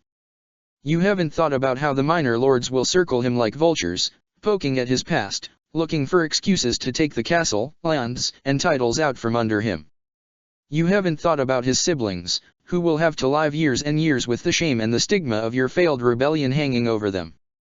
You haven't thought about your lands and how they'll be left to a boy who's barely started his knightly training, who's never done any administration in his life, with winter approaching in the wings and so many men who would have tilled the fields dead. You cannot, Lord Lonato gasped, his leg buckling beneath him. He was so pale now he was practically a ghost. You. Martyrdom sounds so pretty in the songs, doesn't it? Claude mused. If you were canonized, even just in the eyes of the people, Christophe's transgressions, real or otherwise, would be forgotten in an instant. He'd probably be moved to a church burial ground. A happy ending, for a man who values his dead son over his living one to the point he'd try to kill him. Lonato simply stared at him for a long moment. You're a devil, he whispered, clutching his lance. Claude laughed harshly. I'm not the one who just threw a spear a boy who loved me unconditionally. He growled, taking a step forward. I'm not the one who looked at the boy who I taught to write, who I watched grow up, who worships me and models his honor and ethics upon me, and tried to kill him. I'm not the one who listened to him plead for my life, pour out his love for me, promised to risk the Archbishop's wrath on my behalf, and spat on that affection.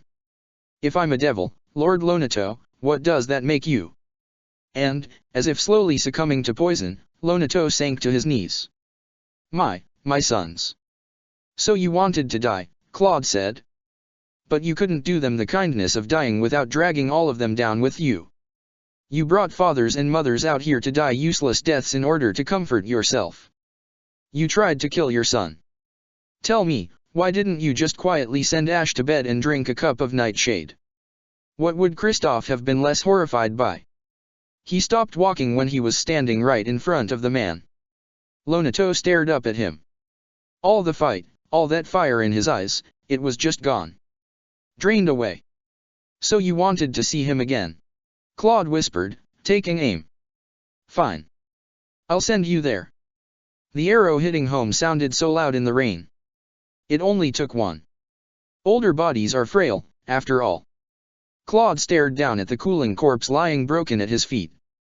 The rain was starting to soak through his cloak. That cold feeling in his chest didn't abate, not right away, but there was a certain sick feeling in his stomach. A devil, and there I was, thinking about how Dimitri had something dark inside him. Claude. Teach's voice sounded right behind him. Quiet and soft as ever. He hesitantly turned to face her. Mortification mingled with that coldness. How much of that had she been watching? She gazed deep into his eyes, as though she were trying to read his soul, and quietly asked, Are you okay? You should really ask Ash that, Teach. The words slipped out without him thinking. That would be a useless question, though, wouldn't it? She shook her head. Dimly Claude realized he could hear someone crying, the sort of uncontrollable wailing that followed the loss of all composure and dignity. Are you okay, Claude? He readied himself for a lie, and yet. No. I'm not. She stared at him for another moment. Half-heartedly he wished, once again, that she was easier to read. Then she reached out and took his hand, gently tugging on his wrist. Come on, she murmured. Let's get out of here. For once in his life at a loss for what to say, Claude let her lead him away from the body. Amidst all of the confusing feelings in his chest, he felt a spark of warmth. Thank you. Chapter 9. Flayn, no, you never add spices to cookie dough. Oh? I am so sincerely sorry. The green-haired girl cried, wilting. Mercedes smiled patiently in turn, taking the containers from her and placing them back on the shelf. I had thought the flour and butter needed to mix with something else to cook with flavor. It's sugar I was referring to. Mercedes responded, altogether too kind to ask where the shorter girl had gotten the impression that one should add any sort of spices to cookies. She reached up and brought down one of the stone jars. Byleth wasn't sure how she could read the carved label from that angle, but the blonde girl was clearly familiar with the kitchen and where everything was. Here, let me show you how much we need. Professor, how is the butter? Byleth stared doubtfully at the bowl on the counter before her. "I've made some progress, I think," she said hesitantly. She prodded the smooth pool of yellow with a wooden spoon, frowning at its continued resistance to the beating she'd been giving it. "It's still stiff." Mercedes paused in her measuring to look over her shoulder. "Don't worry. Creaming takes a little while, and it's coming along very well. Keep it up." With that, the other girl, a year or two older than Byleth herself, squeezed her arm encouragingly before turning back to Flame. "All right, look at the directions, tell me how much sugar we need to add." Byleth hesitantly stirred the butter around some more, feeling more out of place than when she'd first stepped foot in the Golden Deer classroom. She'd never worked in the kitchen whenever the troop had been given access to one, usually as a thank you gesture from the village inn for their work. Hannah always took charge then, kicking her father, and the rest of the men for that matter, out of the room, and put together the best meal they'd have for the foreseeable future. Yet here she was, fumbling with ingredient jars under Mercedes's patient instructions. It was for Ash. Ever since they'd returned from Magdrid Way, Byleth had been in a state of frustrated discomfort in spite of, or perhaps because of, their victory. Ash had sobbed like a child until he passed out after Lonato's death. Raphael had taken to carrying him after the first few times he stumbled, unable to keep his feet under him on the walk back. The young archer was so distraught he didn't even attempt to protest it. Marianne walked alongside him, alternating between prayers for the passing of the souls and singing in an attempt to comfort him. One of the knights of Sirios, disgruntled by how everything had turned out, had lowly muttered about how undignified the display was. Before Byleth could retort, Marianne had turned around, skewered the man with a look she'd been unable to see herself, and coldly demanded he apologize. He did so, under Sir Catherine's withering glare. Ignatz and Leonie had flittered back and forth, radiating distress and discomfort in spite of Claude's offhand reassurance that they'd done the best thing they could in this situation. Marianne had walked with her head hanging, the grief that hung over her like a shroud seemingly heavier than ever. Lysithea and Lawrence were the calmest, and the white-haired girl seemed largely grave, eyes closed as if lost in memory in many moments. And Claude? Claude had taken one look at her, buried the unnerving persona he'd used to kill Lord Lonato, and after a few hours of uncharacteristic quiet, started talking and lightly joking as though nothing troubled him at all. He had told her he was a liar, hadn't he? Byleth did not like the foreign sensation of helplessness that sank into her bones as she observed this, completely at a loss for what to do. So she resolved to skulk about until she found something resembling a solution. Admittedly, Ash had been on her mind most prominently. Upon their return to Garreg Mach, he'd retreated to his room and hid within. His classmates had brought him dinner yesterday, of which he ate very little. In the night, Byleth had woken at the sound of someone walking past her room. Going out to investigate had revealed Ash in a night cloak heading into the monastery. She'd followed him at a distance as he went through the entrance hall, along the bridge and into the cathedral, where he'd knelt before the statue of Saint Sical and prayed with shaking breaths for his adoptive father's salvation. She didn't show herself. Perhaps she should have, but it felt wrong to intrude. Instead she shadowed him, making sure he got safely back to his room. Mercedes had found her standing outside his door the next morning, hand raised as if to knock, paralyzed with indecision as she tried to remember how her father had spoken to the families of men who had died during their missions. The gentle priestess-to-be had smiled, squeezed her arm, and asked if she would be willing to lend a hand with her own plan. And that was how the Ashen Demon, living god of war, ending up fighting to a draw with the bowlful of butter that refused to be creamed. "I see. So it was the pinch of salt that adds flavor to the batter," Flame gasped with earnest enthusiasm. "I had not thought it would take so little." "Flavor boosters are always meant to be used sparingly," Mercedes explained. "Or else they overwhelm the meal to the point of spoiling it. Now, we need leaven, and no more than the salt that you just added. Do you know where it is?" Byleth twisted the spoon in her hands, continuing to mash away at the stubborn yellow mass with an odd sense of righteous frustration. "This has no right to be so difficult," she thought indigently. "I ought to apologize to Hannah. Clearly I've never been properly grateful for the number of times she cooked for us over the years." "Aha!" Flame snagged one of the smaller gray stone jars from the middle shelf and presented it to Mercedes with the beaming smile that seemed to be her default expression. "This is it, is it not? Yes it is. Mercedes looked like she was trying to suppress an amused giggle. Thank you, Flane. Byleth set the bowl down on the counter, unsure if she could improve any further, and walked over to the oven. Heat blasted her face as she opened the door to check the embers and charcoal. Mercedes had made a point of explaining that different foods cooked at different temperatures, so she shifted the burning stones around a bit with a fire poker before retreating. The temperature in the kitchen was teetering on the edge of being greatly uncomfortable. They were nearing summer, and the warm weather penetrated even the lowest stone floors of Gareg Mach. That was the reason Mercedes wanted to occupy the kitchen earlier, before the cooks filled the kitchen to prepare dinner. That would have made the endeavor truly more difficult than it had any right to be. Well done, Professor. Mercedes's voice drew her attention away from the blasted heat. The blonde was carefully pouring the other ingredients into the butter bowl. I'm glad to have help. It makes the work go by faster to have good company. You're sure that's good enough? Byleth asked, fidgeting a bit. I had not thought it completely smooth yet.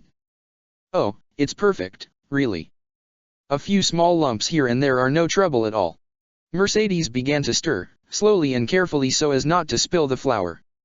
Now all we need are the chocolate pieces and the trays, and then all that's left to do is wait. Flane's eyes lit up, and she darted down the kitchen hallway, throwing herself to her knees to pull the iron trays out from under a lower oven rung. She's so cheerful, Mercedes said with a smile. It's too bad she isn't a fellow student. I think she'd be happier spending almost all of her time with other people. She tapped her finger against her chin. Or maybe apprenticing in the kitchen, once she's gotten better at reading the cookbooks. Byleth nodded slightly. Flane was an odd figure around the monastery. She could often be found flitting about the greenhouse and the fishing docks, and would happily talk to anyone who would spare her a moment of their time, but no one really knew anything about her, except that she was Bishop Seath's little sister. Apparently he'd simply turned up on the doorstep one day with her in tow, asking for sanctuary since their home had been invaded by some unknown thugs and he was worried about her safety. Flane herself, when questioned, would babble nervously about her childhood in Inver and how pretty it was and how much she missed it, clearly uncomfortable with any questions into where she'd been before now. She was also prone to a very formal, anachronistic style of speaking and occasionally would say entire sentences in old fodlanes of all languages, seemingly without noticing. Seath, apparently, was very proud of his sister's knowledge of old tongues. Despite the oddities, though, Byleth, strangely didn't mind Flane frequently accosting her on her day off, begging for a fishing partner. The green-haired girl talked a lot, but she didn't mind Byleth's responses being short and to the point. She just seemed, well, happy. Innocently, sweetly happy. Here we go. Flane raised the two trays with a triumphant smile, as though she'd snatched them from the very jaws of death. 2 trays for many cookies. For Ash's good health. Yes indeed, Mercedes said with a fond smile. Then she grabbed Byleth's hand and pressed 2 spoons into her palm. Now remember not to make them too big or too small, or else they won't cook evenly. Unperturbed by the professor staring at the utensils as if they were foreign objects, she steered her in front of one of the trays and placed the batter bowl between them. Make them just a bit bigger than the spoon, and that should be perfect. Right, Byleth managed. She hovered on the spot for a moment, watching carefully as Mercedes scooped some of the dough out and rolled it out onto the tray. She judged the size, frowning with concentration, and then set about her task. Was it strange, how awkward she felt doing such a mundane task? Unbidden, she remembered Claude's question about what she liked to do in her spare time. Outside of fighting. Outside of the sword. She bit her lip, carefully scraping another round dough ball onto the tray. Mercedes slipped a pair of thick mitts over her hands and grabbed a tray in each hand. Flane skittered around her, pulling the oven door open so she could place them in side by side. When the door slapped closed, the older girl sighed contentedly and said, "All right. It'll take about half an hour for them to cook, so if you two want to take care of some small thing or another, feel free. And thank you, again, for helping." Byleth nodded, bowed slightly, and excused herself with a half-grunt of acknowledgement. Something in the back of her head, surprisingly not Suthy's, called the gesture unfriendly. She argued back that a professor needed to be somewhat aloof. That little voice reminded her that she didn't know the first thing about proper professional teaching, that she had resorted to training her students as mercenary recruits while ordering them to do the necessary, or at least curriculum-required, readings on their own time. She protested that it was working. The voice noted that Lord Gloucester would probably have a stroke if he knew that she was having his son up to his elbows in dirt weeding the gardens weekly. Duke Regan would be offended by her assigning Claude tend to the Pegasi and clean the stables, and Lord and Lady Ordelia might keel over when they saw what she had their fragile daughter reading. Whoa! Distracted as she was, Byleth walked directly into something warm and hard. Utterly unbalanced, she scrabbled for a handhold as her legs buckled and dug her fingers into a pair of very broad shoulders. "Hey there, Professor," Raphael said, wrapping one strong arm around her waist and saving her from a very embarrassing tumble. "Didn't see you there." "Neither did I," Byleth mumbled, her face flushed with embarrassment. "I'm sorry." "Ah, it's nothing, Professor, these muscles don't bruise easily." Raphael pulled her forward a bit to help her reorient herself and stand up straight. "You okay?" "Of course." Her student's brow furrowed a bit. "Are you sure? You have that dark face that Ignatz gets sometimes when he's worrying about something and thinking really hard." "That is," she crossed her arms, frowning slightly. "I suppose I am a bit concerned for Ash. And Claude. He didn't eat much yesterday, or the day before. His classmates are fretting." Raphael's expression eased with understanding and a gentle look of compassion that softened his rough-looking face. "Yeah, I can't say I'm surprised. It was pretty awful what he saw back there. We managed to get a handful of those guys to surrender and go home, but the rest of them just kept coming until they died. Then his pa went and did what he did." He frowned at that. "It'll be a while before he's really normal, Professor, but he really shouldn't stay shut up in his room like that. I know the Lions want to give him his space, but if he just spends all his time lying there, he won't be able to think about anything but how sad he is." "I suppose so," Byleth hedged, twisting her heel in the dirt. "I am uncertain how to proceed, though. If he doesn't have the strength to do anything, I'm not sure how we might compel him to." "Treat it like a normal day," Raphael replied without hesitation. "Just knock on his door, tell him he's expected, walk off before he can protest, come back in 10 minutes if he doesn't show up. Bring food or water with you. Tell him you've got a little thing for him to do, just one little, easy-to-do thing you don't have time to manage, and when he's done he can go and rest if he needs to. Keep that up, and eventually he'll start coming out on his own."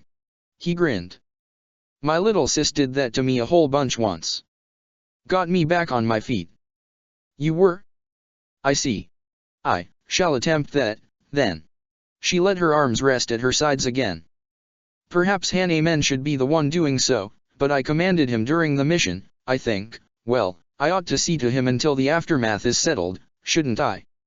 Raphael let out a little laugh, a booming sound that made her flinch back a bit at the sheer volume. The boy had a pair of impressive lungs on him, benefiting his size. "You worry an awful lot, Prof. It's kinda nice, you know. If you need any help dragging Ash into doing something all gentle-like, let me know." "Okay," she said hesitantly, then felt her lips twitch upward when he grinned at her. "Are you heading up to train? Felix is in there right now, and he can be rather intense. Don't take whatever he says too seriously." "Ah, yeah. He's awfully serious, isn't he?" "No worries, Professor, I can handle him. See you later." With that, Raphael continued his way up the path toward the training grounds. Byleth looked about, having been sufficiently distracted from her thoughts, and wondered what she should do with the small intervening time she had. After a moment, she found her feet carrying her down the pathway toward the docks, letting the breeze card through her hair and soothe her warm skin. The sun bore down on them from a cloudless sky as she stepped around the kids playing tag near the greenhouse and past the dock master.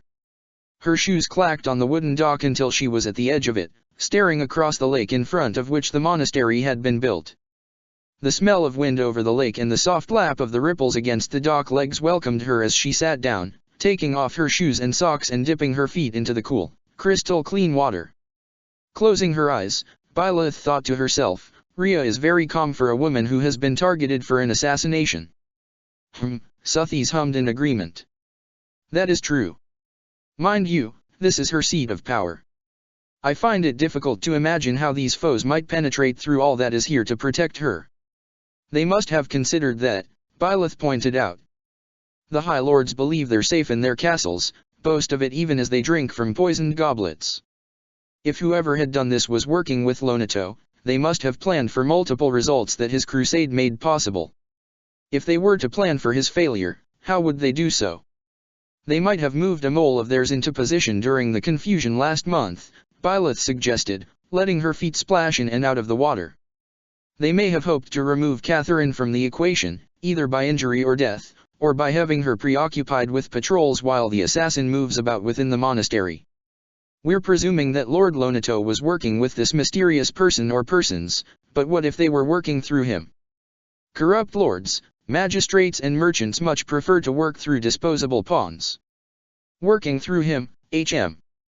In her mind's eye, Sothis leaned on the arm of her throne, her expression thoughtful. That sounds familiar, somehow. I wonder why. It's strange that you can't seem to remember anything, Byleth thought wonderingly. You have such immense power, yet you're restricted to being but a voice in my head who can only offer me your magic through some strange bond between us. Do not remind me, Sothis grumbled. If I had been able to influence your body, I would have prevented you from that silly romantic hero nonsense you pulled, nearly throwing both of us into the next life. Are you ever going to let that go? Byleth thought, a bit disgruntled. I told you, I panicked and moved without thinking. I've yet to make such a mistake again. That is true, so far, Sothis said with a damning chuckle. However, watching you fret and mother these delinquents is enough to make me concerned. You're awfully invested in them for a cold-hearted mercenary. They're my charges, Byleth responded, feeling an odd twist in her chest. It is my duty to ensure they are safe and become as capable as I can make them. What's this about mothering? How can I mother anyone when I never knew my own? How can I fret when I barely feel anything? Oh?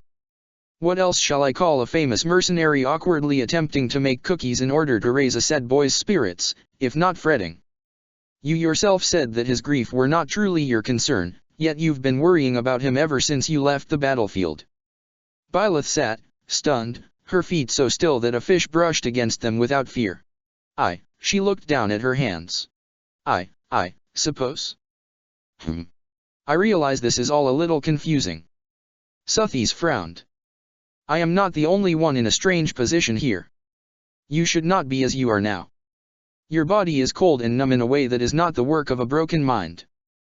This is not natural. She scowled. And I do not mean in the way people have always muttered around you. I mean that something must be wrong that is distinctly non-mortal in its mechanisms. A chill went down the young mercenary's spine. Is that so? Unfortunately. I know not what those mechanisms are, Sothis let out a single frustrated sigh. If only I could recall, this feels as if it is something I should understand. A mule interrupted her thoughts, before something had butted her arm. Byleth twisted and found herself blinking down at a large, round-bellied tabby cat rubbing up against her, demanding attention in the way overly affectionate animals are wont to. She watched it for a moment before patting it a few times, then scratching it behind the ears. Its rumbling purr seemed to make its whole body vibrate. Hello, Professor.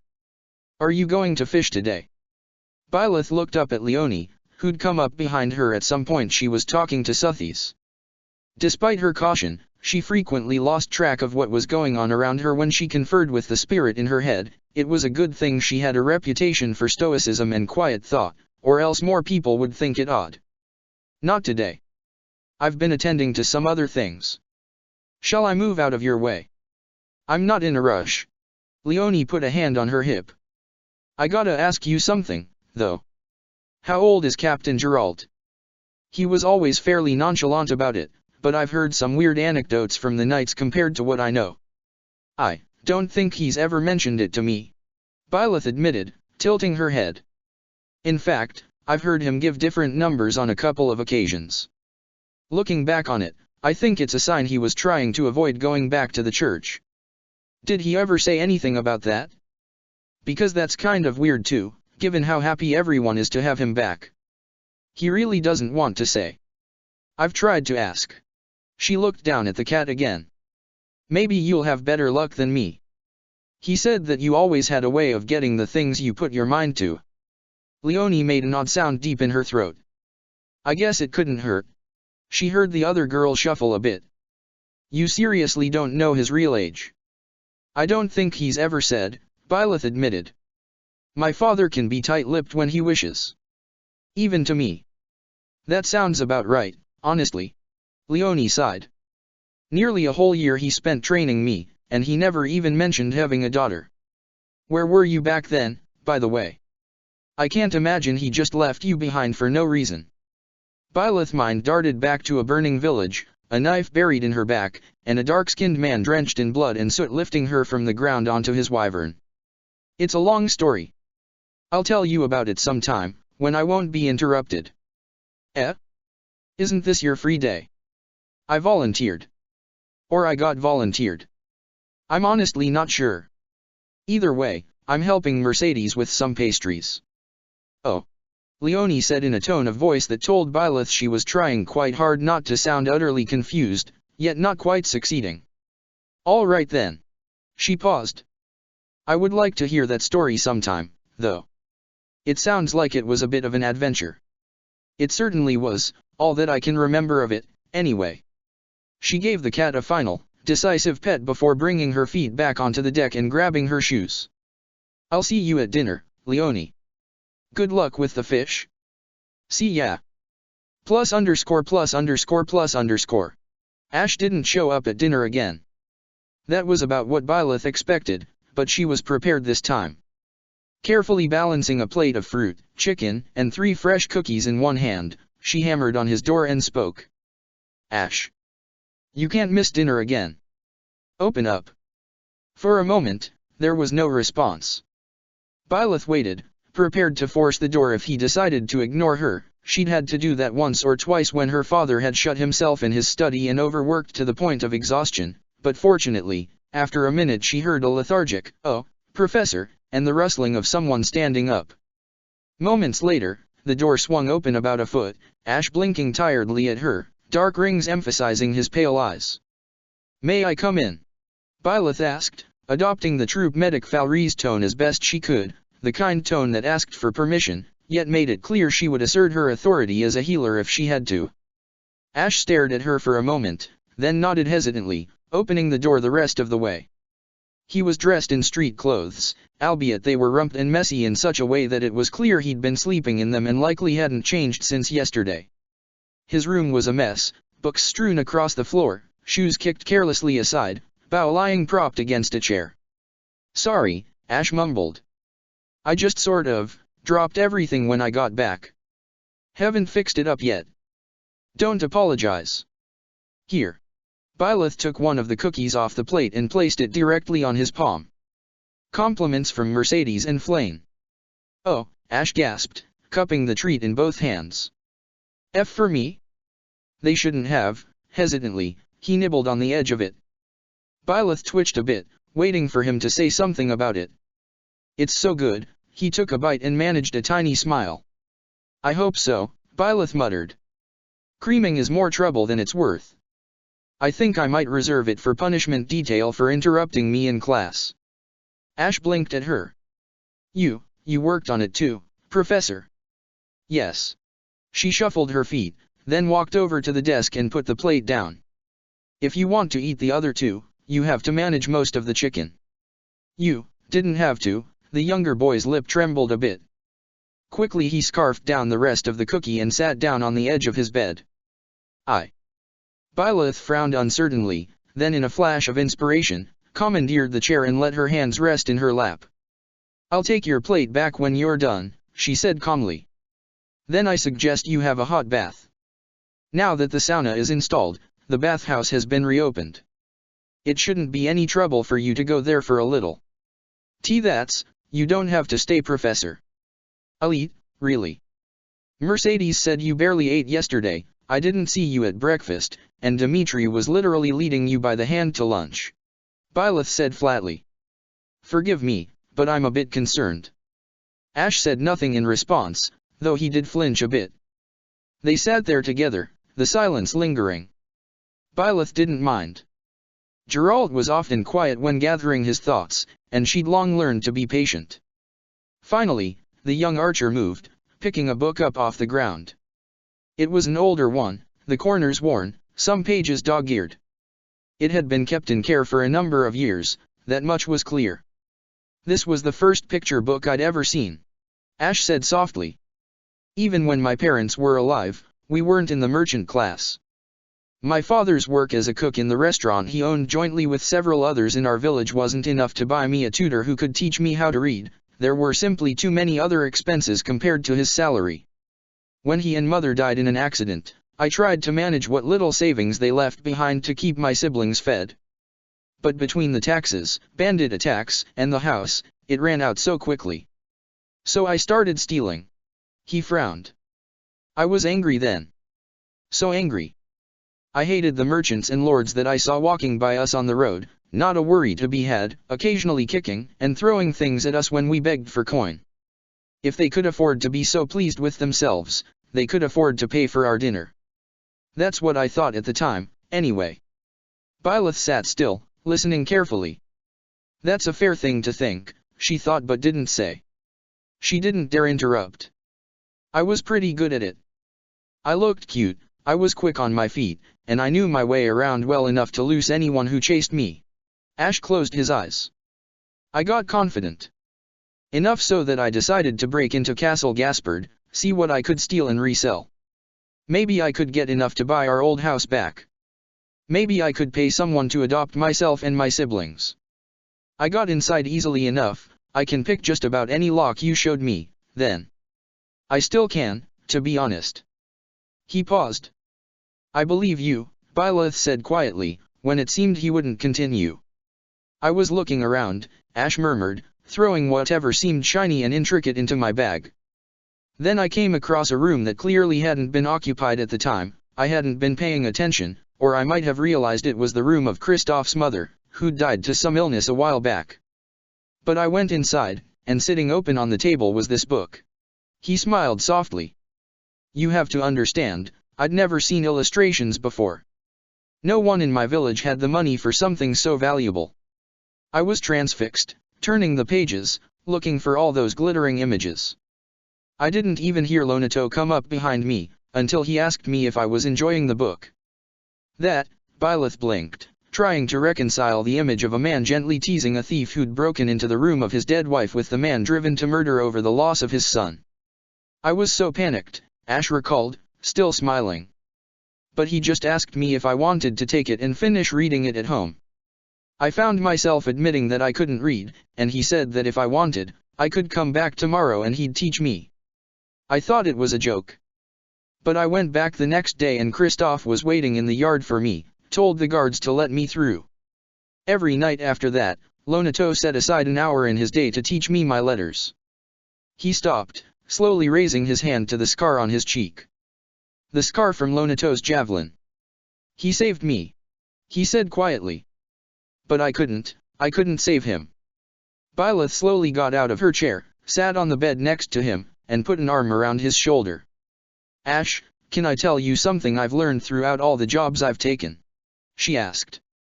After a pause, he nodded. Sometimes you can't save everyone. Sometimes you can't even save the people you want to. Not if they don't want to be saved. She tugged at him, pulling him toward her until his head rested on her shoulder. And that's not your fault. It's never your fault. It's his. Lonato put a lot of effort into locking you out of his plans. And with that assassination plot to consider, there's clearly more going on than we know. I hope that we find some answers when the plot is unraveled. She squeezed his shoulder, feeling him shaking. I hope so too, he sobbed out. I hope I can help. Well, you won't have the strength to help if you don't eat, Byleth said gently but firmly. So please start on that. Ash rubbed at his eyes. I should have thanked Claude, he mumbled.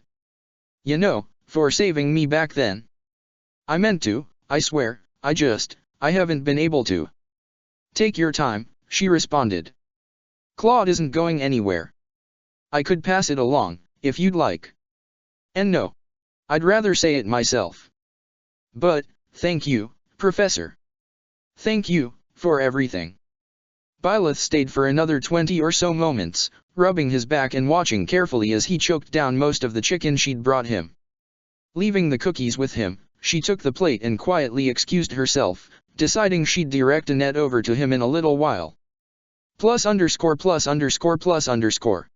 There you are. For some reason, it took Byleth longer than it should have to realize that Claude was hiding out in the library. It was obvious, when she thought hard enough, that his sharp mind would hunger for knowledge with great frequency, but his disarming persona kept tricking her into thinking he'd be goofing off someone obvious she could corral him from. Claude jerked up from his seemingly lazy position, bent over a book written in Middle Common, the version of the common tongue used when Lung won his kingdom's sovereignty from the Empire. "Oh, Teach. You shouldn't sneak up on people like that," he complained. "Yes, well, you shouldn't pretend to be alright when you're not," Byleth responded mildly. "Up you get. I'm going on patrol, and you're coming with me." "Whole hot. Of course I'm fine. Why wouldn't I be?"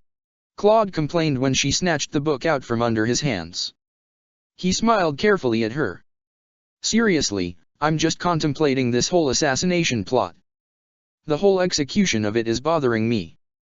Byleth put her hands on the desk and looked deep into his eyes. "Do you know that when you smile like that, it doesn't reach your eyes?" she asked him calmly. His expression faded with a flicker of shock. "Up you get, and grab your bow. While we're patrolling, I want you to tell me everything that's bothering you about the plot. Because I think we're bothered by the same things, and I want to compare notes." "Well, since you're asking so nicely," Claude deadpanned. His expression grew more guarded, almost wary, but he got up and moved to join her with little to no hesitation. "You realize this is a trick?" "It has to be," Byleth replied. Why else would a man who planned to kill the Archbishop with his own hands be carrying around a letter plotting her assassination at a later date? Claude chuckled. "That is the question of the day, isn't it?" Something about the way he said those words prickled at the back of Byleth's mind, but she set it aside. "So it seems. If this was a plot with that sort of trickery, then its roots ran far deeper than one grief-stricken man on a doomed quest for revenge. It had already damaged one of her students. Byleth refused to let it succeed any further than that." Chapter 10. Dmitri walked into the entrance hall after lunch, originally intending to make his way to the training grounds with Ingrid, but was a little surprised to see the golden deer gathered as one in the middle of the oddly empty room. Ingrid let out a confused hum. "What's going on with them?" Dmitri shrugged, and, despite acknowledging that it was likely none of his business, wandered towards them out of curiosity. "Task for this moon is to patrol the monastery in support of the knights while they're trying to stop the assassination plot," Claude was saying when they came into earshot. The Reganer put a hand on his hip. "Here's the thing. I don't think the bad guys are really trying to assassinate the Archbishop." Ingrid's eyes widened with utter bafflement. "What makes you say that?" Leonie asked, before his friend could raise her voice and make things awkward. "It's a diversion," Byleth responded before Claude could respond. The professor was standing with her arms crossed, a serious frown marring her lovely face. If Lord Lonato had even the slightest intention of succeeding, there would be no reason for a second assassination plot at a later date. Given how ill-equipped he and his force were to actually march on the monastery, it's more likely that he was influenced by other figures, who used his attack and now this as a feint for their intended goal. "Precisely," Claude purred, delight dripping off his tone at her insight. "No one who intends to succeed in an assassination carries around a note like that." "You really think so?" Ignatz asked nervously. "Oh yeah, that makes complete sense," Hilda responded, bobbling her head. "But then, what are they really after that was worth the loss of an ally as useful as Lord Gaspard?" Something ugly, hot, and familiar bubbled up in Dmitri's stomach. He swallowed over it, clenching his right hand. The theory made perfect sense. That meant someone had used Lord Lonato, manipulated his grief and despair and the love his people had for him, all to gain a convenient meat shield to mask their true intentions. They threw away dozens of lives, left Ash, and who knew how many others without family, caused meaningless deaths. "This can't be forgiven," his father said darkly. "Or forgotten." "It won't be," Dmitri swore. "They'll pay for this." If I knew that, I wouldn't be so worried, Claude complained, pulling his attention back to the present. He saw Ingrid give him a slightly concerned look and managed to smile at her. Let's see, it probably involves somewhere that'll be empty and easily accessible during the rite of rebirth. They mentioned that date specifically, and considering how hard it is to get into the chapel during that ceremony, it's extra suspicious that this is the day they chose to try and kill off Lady Rhea. And since the ceremony is in the Goddess Tower, the rest of the monastery will be severely understaffed, Lysithea mused. Even with the extra knights that were called back, they wouldn't be able to plug all the gaps. Do you suppose they're after the church's donation money? Leonie suggested. I hear noble families tend to donate pretty generously. My bet's on the dining hall, Raphael said enthusiastically. Whatever they're after, Byleth said quietly, it would have to be something they couldn't find anywhere else. Otherwise, why antagonize one of the most powerful people in Fodlan when there are easier pickings? She lowered her hand from where it rested next to her ear. Personally, I think what's most likely is that they're after something the church has confiscated or held in protection for a long time. It could be old or rare books, weapons, and relics, but I think we're best served concentrating on what the church alone has that someone might want. I bet you're right, Hilda proclaimed cheerfully. Let's split up and look around. I'll keep an eye on the reception hall. Why did she even come here if she's so determined not to make anything of herself? Ingrid muttered. She's right there, Ingrid, Dmitri protested. Fortunately, the pink-haired heiress didn't seem to have overheard them. You should get some training in if you have the time, Hilda, Claude deadpanned in an unexpectedly serious tone. There's a good chance we're going to get in a fight. Ugh. Well, I'm not the only one who needs to train here. It's not right to single me out like that. People who slack off on their exam preparations get week-long dish duty, Byleth said flatly. Professor. Hilda half-whined, half-protested. Claude, Lysithea, and Ignatz all snickered, causing her to pout at them. Dmitri couldn't help but chuckle. I suppose we should consider ourselves grateful that Professor Hahnemann doesn't threaten slackers with extra chores, he joked. The golden deer turned around almost as one. Sylvain would be in serious trouble. Perhaps he ought to, Byleth replied, crossing her arms. I find it does a good job of motivating certain individuals. Lawrence and Hilda looked mutually pained at that. Your Highness, Lady Ingrid, the purple-haired noble bowed slightly, perhaps in hopes of redirecting your conversation. I'm surprised to see you here. Have you not been briefed on your own monthly task yet? I'm afraid it's been postponed, in light of the assassination plot. Dmitri eyed the group thoughtfully and said, though with that in mind, I suspect we'll be given orders to join the knights in patrolling as well. I can't imagine things settling here until the Archbishop's safety is assured. Probably, Byleth agreed quietly. Still, I loathe being inactive in times like these. Dmitri acknowledged before looking about the group. It makes me anxious. Oh, I know, why don't you come help us then? Hilda suggested cheerfully. Many hands make light work, right? Hilda. You can't just try and foist your responsibilities in the investigation off on a rival house. Are you seriously trying to turn the Prince of Faergus into your errand boy? Lawrence sputtered. I can't believe you dash. I wouldn't mind helping. Dmitri interrupted, smiling apologetically at the flummoxed lord before glancing back at his classmate. What do you think, Ingrid?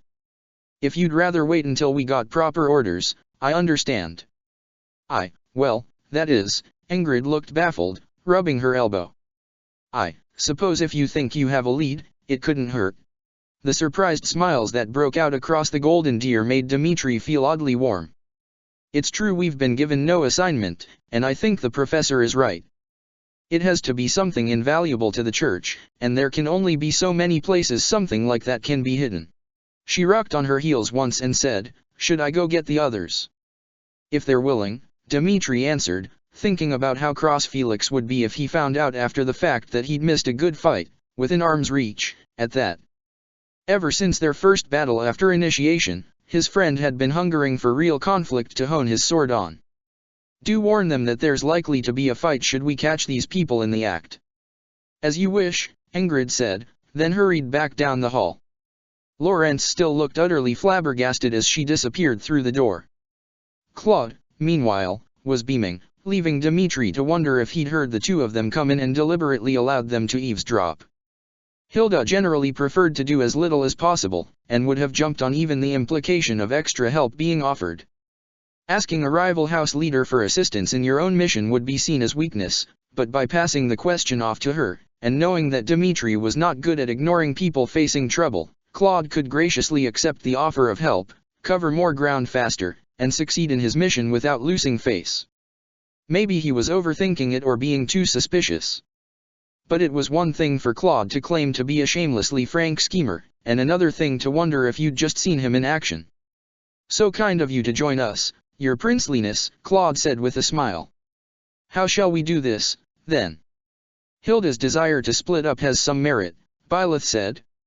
"We should go in groups of 2 and investigate various areas of the monastery that are typically off-limits for students. Speak to anyone who might have some idea of what the supposed assassins might want. And keep an eye out for anyone who looks like they shouldn't be here.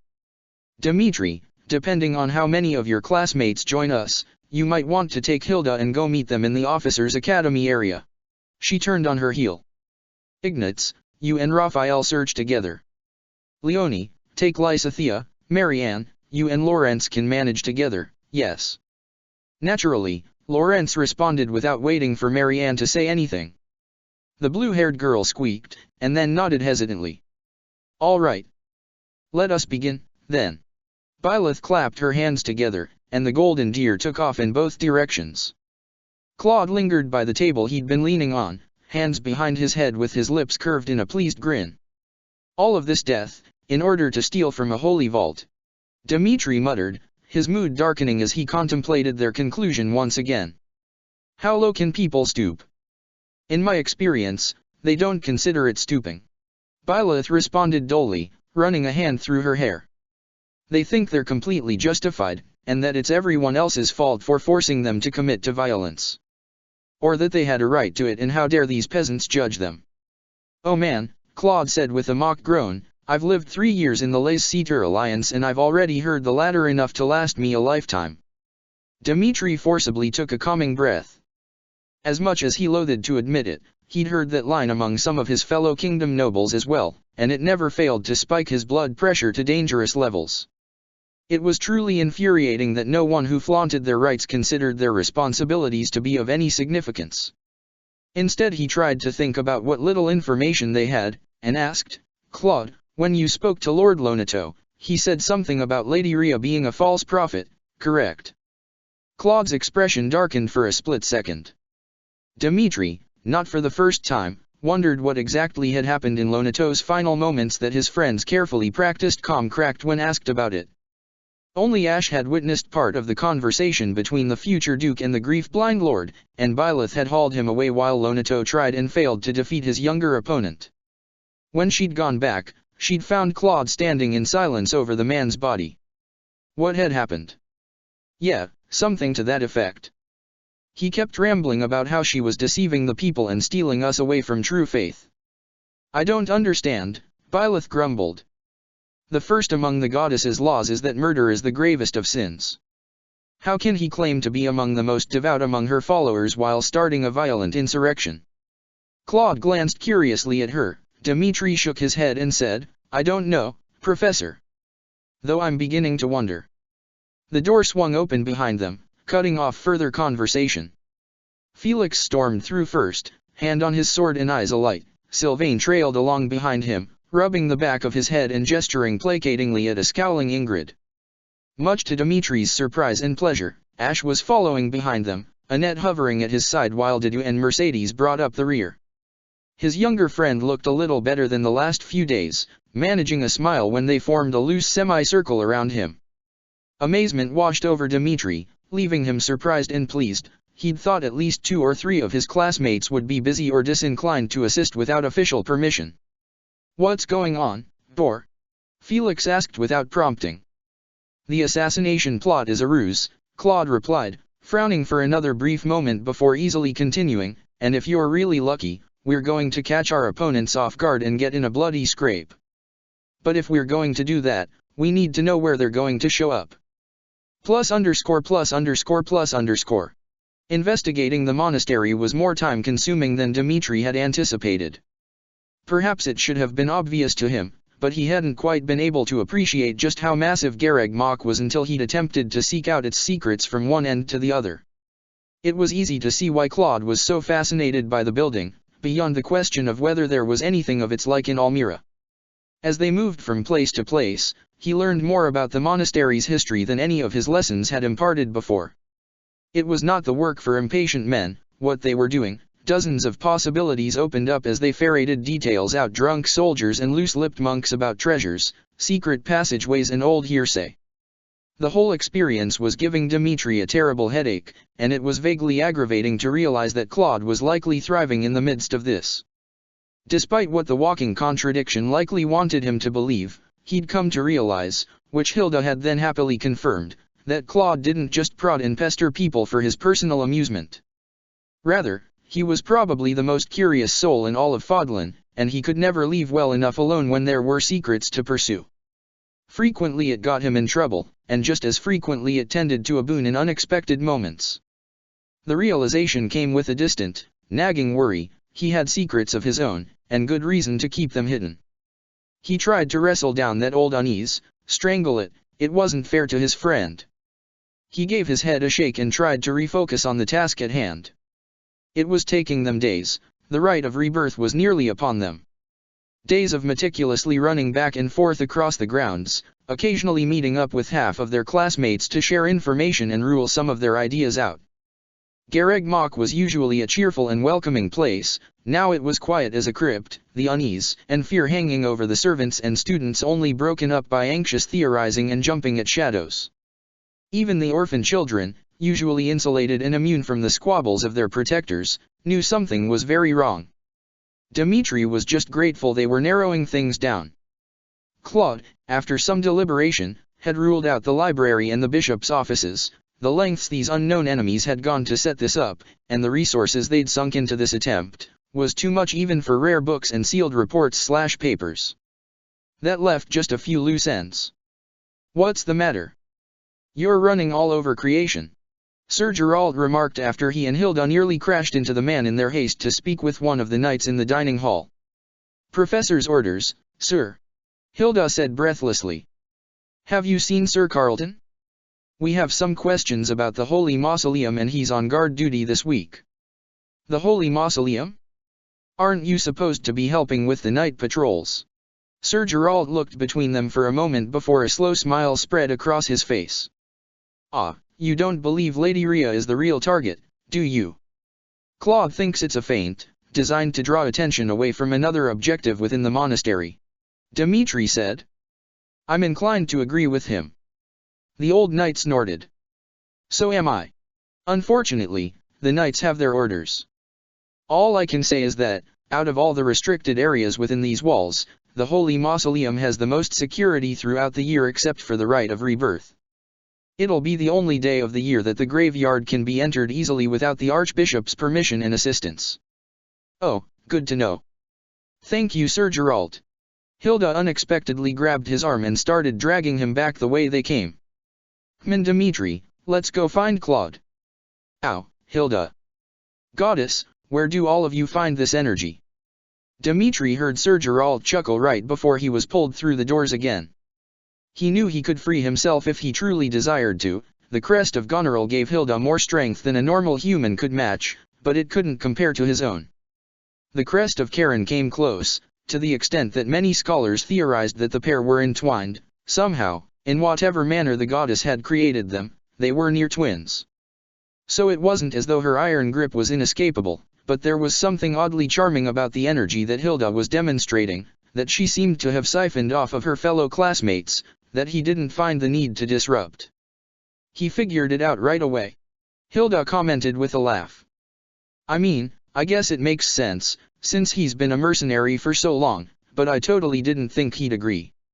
"Much of what Professor Byleth knows, she learned from him," Dmitri noted wryly. "I would expect no less." "There's a scary thought." Hilda slowed down a bit as they re-entered the main hall. "The professor can be kind of intimidating, when she isn't spacing out, anyway." I don't envy anyone who walks into a battlefield and finds both of them waiting in the wings. A frightening place to stand, indeed. They started across the grassy field toward the officers' academy. Cool winds whipped around them, the gray sky above a grim monolith. Dmitri shivered and tried not to wonder if the weather, so frequently oppressive in the past weeks, was an omen of things to come. Claude was leaning against one of the pillars in the Golden Deer classroom, talking in a low voice with Byleth so as not to disturb the few scattered students who were trying to work in spite of the situation. Leonie was pacing back and forth near Felix, who wore a strong look of consternation. Annette was sitting on one of the desks, appearing quite thoughtful. "There you are," Byleth said, calm and remote as ever. "You look pleased." "We've got a lead," Hilda said brightly, throwing herself onto the seat next to Annette while ignoring the orange-haired girl's startled yelp. "Something the church values above all else, and the Day of the Right is the only time it's easily accessible by the public." The professor's brow furrowed slightly. "Do you mean the Holy Mausoleum?" Claude grinned. "Bullseye. That's just where I was going. Saint Cyrio's bones are interned in the mausoleum, at least, that's what has always been said." Dmitri crossed his arms and frowned. "I can't imagine what else is within there worth stealing. We're dealing with grave robbers." As if the mere setup to this heretical invasion hadn't already been disgusting enough. "We don't know the enemy's intentions, not yet," Claude said as if reading his thoughts. "But judging by all the information we've gone over, our best bet is to stake out the Holy Mausoleum." He grinned. "Let's meet up in the cathedral tomorrow. Don't forget to bring your weapons." Finally, Felix muttered. Ultimately, they discussed what they'd learned for a few more minutes before departing from the classroom. Dmitri had just stepped out into the sunlight when he saw Didu and Mercedes returning from their own information hunt. While Mercedes immediately made her way over to Annette, Didu stood in place, frowning at Claude's back as the brunette slipped away toward the training grounds. Concerned by that unusual response, Dmitri made his way over to the taller student. "Is something the matter, Didu?" Whatever he was expecting, it wasn't what he got. "Your Highness, this might sound out of line, but why have you suddenly come to trust Regan?" Dmitri made a strangled noise of surprise, blinking rapidly up at him. "I'm sorry," he said blankly. "Where is this coming from, my friend?" Didu looked a little pained at being addressed as such, as he always did, before forging on. For someone who's so keen on discovering the secrets of others, he's very reluctant to share his own, the Dusker native rumbled. "How can we trust a man who lies as easily as he breathes to have our best interests at heart? I do not know if we should join him tomorrow." "Didu," Dmitri sucked in a deep breath, and slowly let it out. "He is a liar, yes, but he is not a dangerous man, not to us, at least." He tried not to think of Ash's description of Claude nonchalantly sidestepping an attack, cruel, prying questions pouring off his tongue as he toyed with his opponent, drawing him away from the younger archer. Claude has good cause to keep the truths that he has close to his chest. He has told me something I cannot in good conscience divulge without his permission. All I can say is that he is more like you than you might think." Didu blinked twice. Forgive me, Your Highness, but I find that difficult to imagine." "I suspect that's exactly what he wants." Dmitri ran a hand through his hair, wondering how to explain without really telling his friend anything. "Remember that the alliance is very different from the kingdom. There may be more freedoms there for most, but in exchange, its politics are treacherous to navigate. Even though Claude will inherit the leading household of the alliance, he will not inherit the loyalty of his fellow lords the way I shall. He's had to fight to be respected, to prove himself, since his arrival, especially since he had to be legitimized." He couldn't help but scowl at that. There's a saying that alliance lords are a greater danger to each other than any invader could hope to be. I doubt that's wholly true, but it's a potential danger that Claude must always be wary of. "Spend a week in the alliance, if your honor could stomach it." "I'm honestly not sure it could." Didu didn't look wholly convinced, but he visibly set his thoughts on the matter aside. "Besides," Dmitri went on, "I can't imagine leaving him and his classmates to fight an unknown enemy when I could be there alongside them." That, at least, was something Didu seemed to understand. "Then we shall go," the larger man said solemnly. Plus underscore plus underscore plus underscore. Dmitri slept very little the night before the rite of rebirth, and when he did, his dreams were full of blood and open graves. There were no bones in the graves set up for his father, stepmother, and the household knights.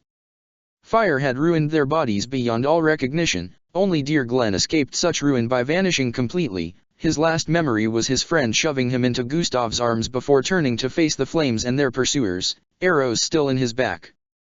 All that they were able to find was his sword, which was returned to his father. For all that Dmitri had been afraid of going near the smoothly carved stone that marked Glenn's resting place, it was utterly overshadowed by the intense feeling of rage that the mere thought of someone disturbing his grave kindled in him. Saint Sirios had saved Fodlan in days long gone by.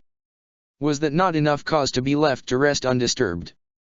What could be gained by violating her grave? What cause so valuable that the woman to whom they owed the world they lived in should be desecrated? Are you ready? I am, father. Dmitri murmured, sliding his boots on. You're tired. Weak. Are you truly ready? Yes. Yes, I promise.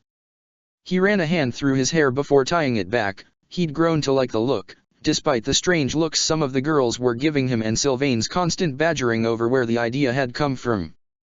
Dmitri couldn't imagine what sort of conclusions the redhead would jump to if he admitted it had been Claude. For some reason, the thought made him oddly nervous. It made him think of the brunette's reaction to him taking the advice, a brief second of surprise followed by a playful whistle of admiration. Are Regan and your pretty professor distracting you again? Dmitri jolted to his feet, eyes widening. What? And no, of course not. Liar. It's not like that dash. A sharp knock on the door cut his stammered explanation off. What are you mumbling about, Thor? Felix grumbled. Apparently Dmitri wasn't the only person who had slept poorly last night. Felix, can't you give that nickname a rest? Sylvain chided, his voice slightly muffled by the wood. But seriously, Your Highness, are you all right in there? You didn't bring somebody in last night, did you? Because after all the trouble you've given me about going out late dash. No. Dmitri snatched his coat off the wall and yanked the door open, glaring indigently at his childhood friend. For the love of Suthies, Sylvain. You're the only one who's committed that particular sin against your neighbors. I was thinking out loud, that's all. Felix stared doubtfully at him, then snorted. Humph. Regan and his lot are waiting in the cathedral. Let's go. He stomped off toward the stairs. Sylvain sighed. Is he ever going to explain what he's holding against you? He asked, throwing his arms up in the air. Don't mind him, Dmitri said, shaking his head. He still wasn't sure whether or not he was grateful that Felix hadn't told his friends what he'd seen that day. Let's just go. His red-haired friend frowned at him, before shrugging. Fine, have it your way. You do know you can trust me, right? Of course I do. Dmitri picked up the pace and took the stairs two at a time, using the rush as an excuse to avoid talking any further. For all that he complained, Sylvain kept at his heels as they made their way to the first floor, through the entrance hall and out onto the bridge connecting to the cathedral. There weren't many people out and about, with Lady Rhea preparing to perform the rite. Most of the faithful were at the goddess tower while the knights patrolled the halls.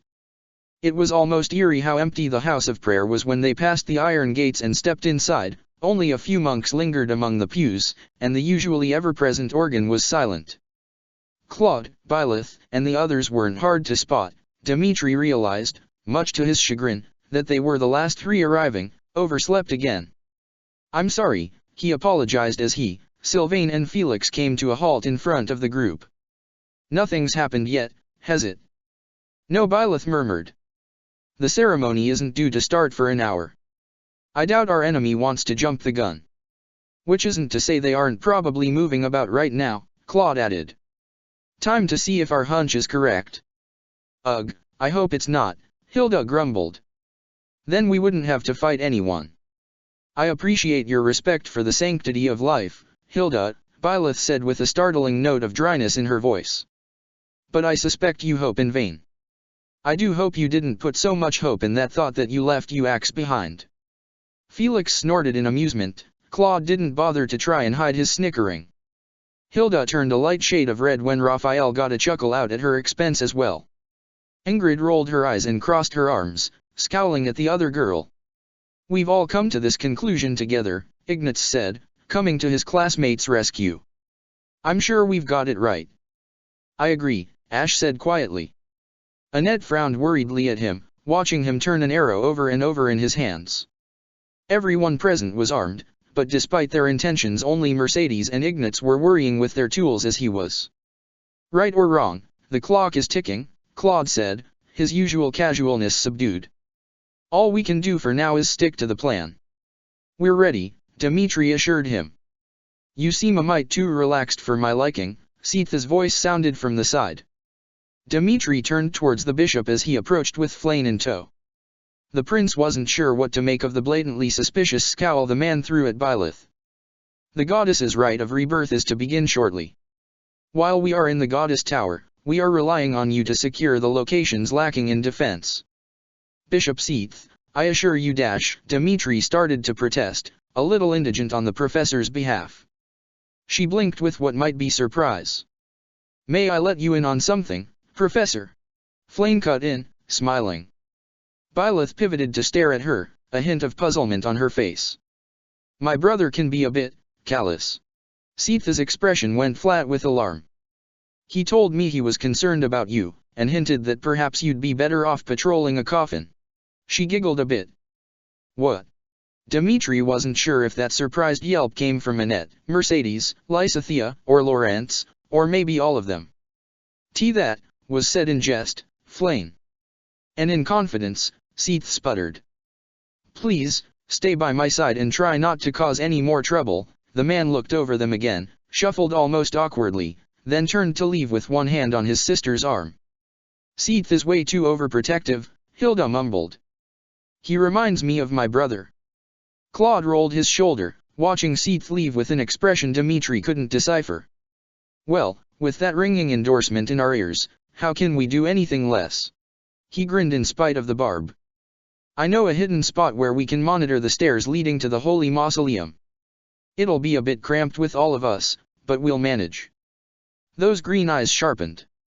Dmitri, almost in spite of himself, shivered at the sight. "If there's anyone down there, they'll be trapped like the rats they are. We'll just have to take them down without getting bitten."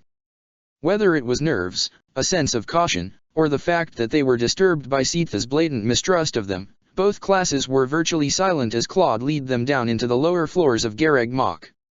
As they descended, the appearance of the monastery grew more Spartan. It never looked quite abandoned, but the bare walls and cracked floors had not been given the same kind of care as the glittering castle above. After they turned several corners following a twisting, counterintuitive hallway, Claude ran his hand along the wall and pressed hard against one of the stones.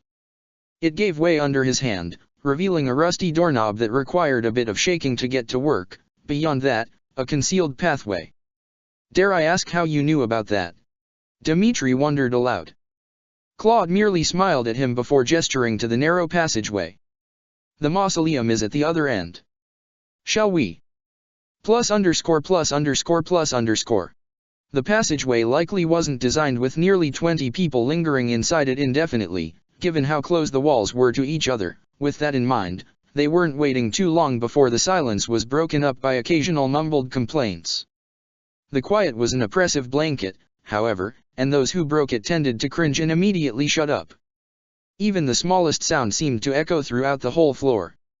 Dmitri almost wished for Byleth's apathy. She leaned against the wall, eyes closed as if asleep, only the tenseness in her shoulders suggesting anything concerned her.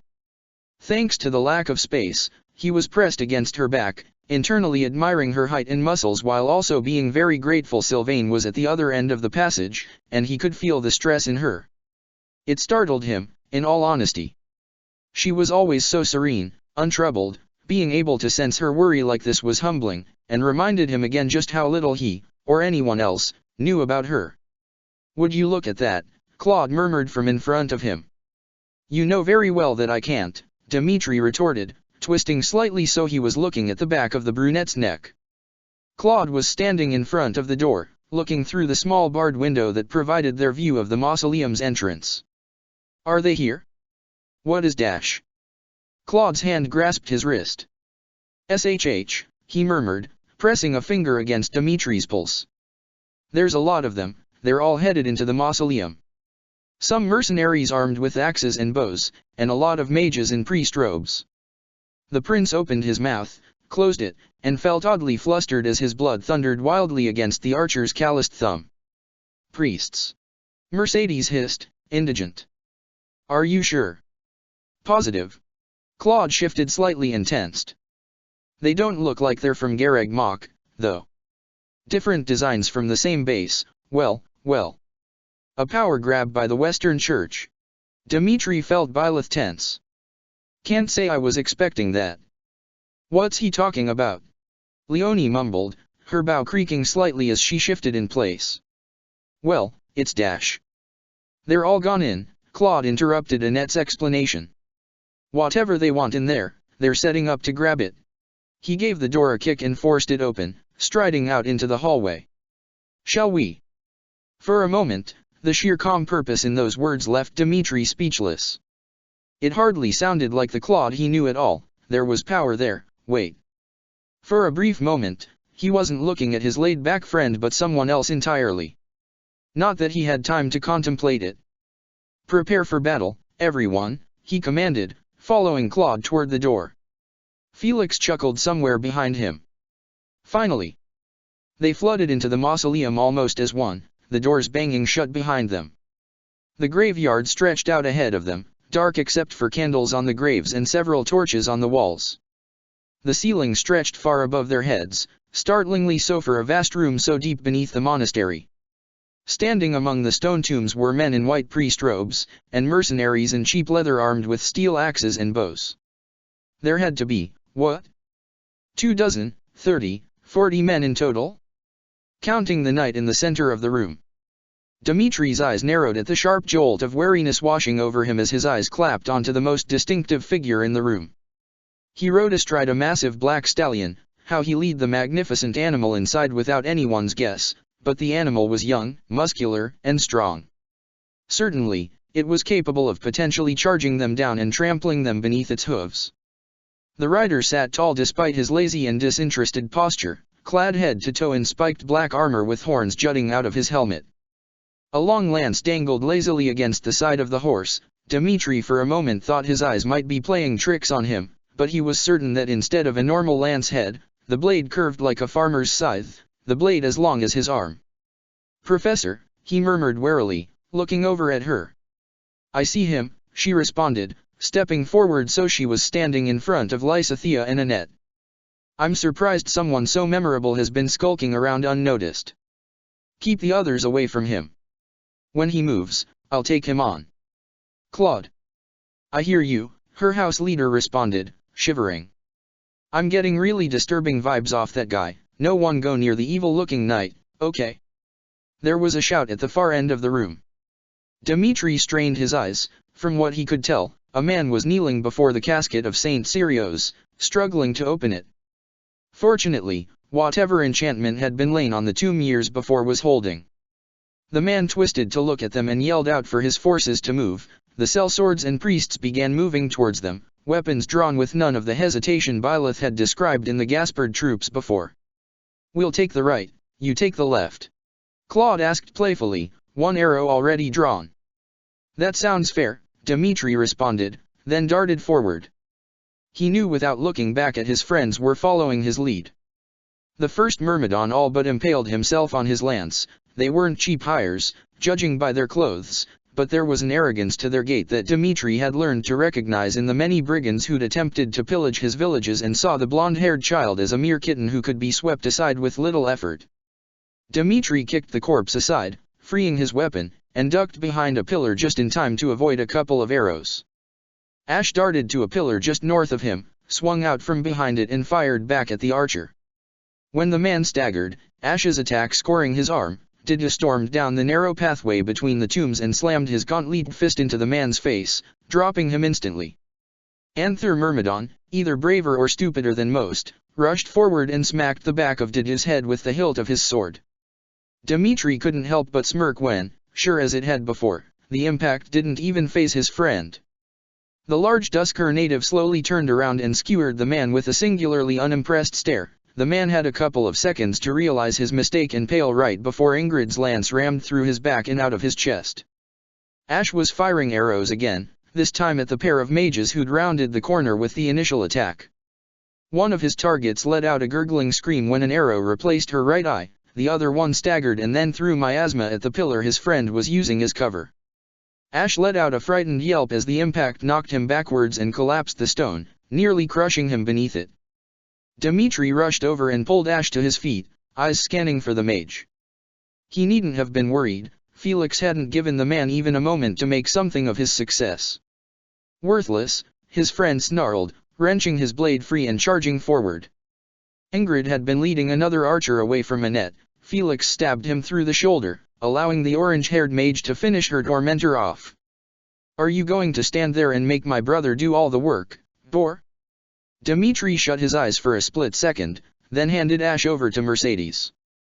Then, with a wary glance over his shoulder at the unmoved knight in black, he took a javelin in his free hand and rejoined the fight in earnest. Maybe there were some low-town brigands mixed in among the professional mercenaries. Or at least, that's what he presumed some of the men with axes were, given how they swung their weapons with intent but no grace.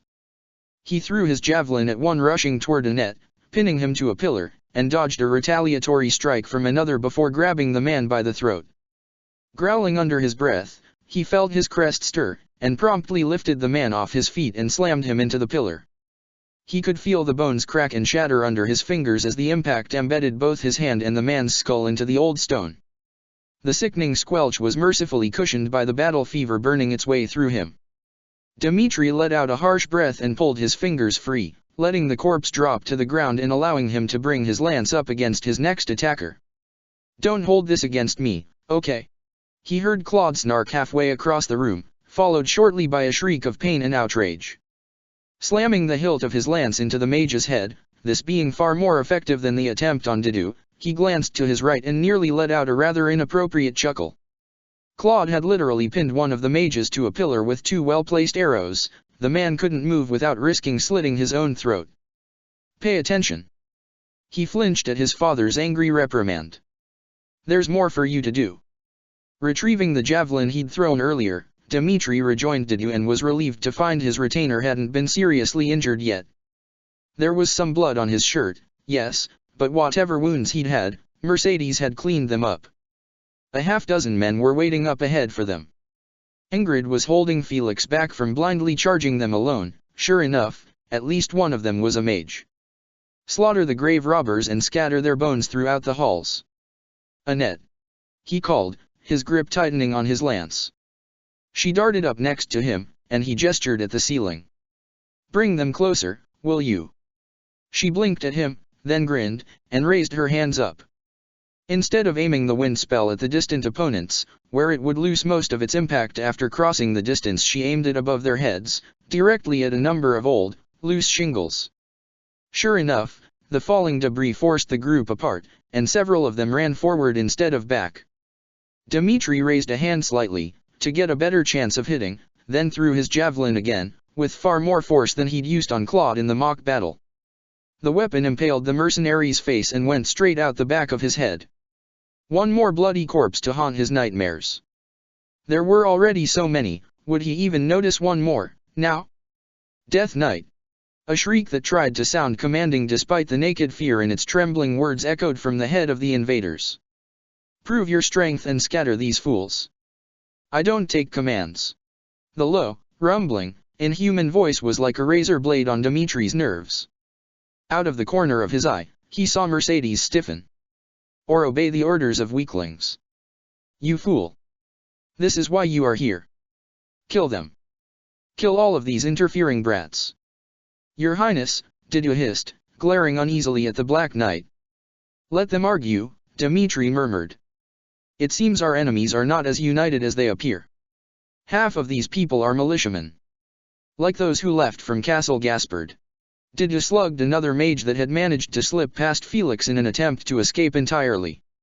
"The rest wear symbols of Ceros in some fashion or another. I think Regan may be right." Dimitri glanced down at one of the corpses near him. he could hear someone trying, and failing, to come up behind him without being noticed. It took a moment, but he found what Didu had seen, the crest of Ciros drawn in red blood on a black background. "He almost certainly is," he said, then stepped to the side. The fighter tried to check his momentum, but Didu's fists crashing down on his spine put his fight to an end. This has certainly gotten more dangerous than it seemed. Any further thoughts he might have had on the matter were interrupted by the doors swinging open. For a second he hoped it was the knights, having been alerted to their situation. Unfortunately, their cloaks put paid to that. "Heretics!" one of them shouted. "How dare you interfere with the restoration of the faith? Faith will never be exalted by murder," Mercedes shouted back. Felix interrupted his beatdown of a soldier who'd given him a backwound in favor of staring at her in disbelief. "How dare you? How dare any of you do this and claim to be faithful?" There was a rumbling laugh that followed those words, the rough, inhuman tones of the knight in the center of the graveyard. He had yet to move from that spot, seemingly content to watch his allies get slaughtered. "Claude!" Dmitri called out, looking across the open floor to where his counterpart was helping Raphael to his feet.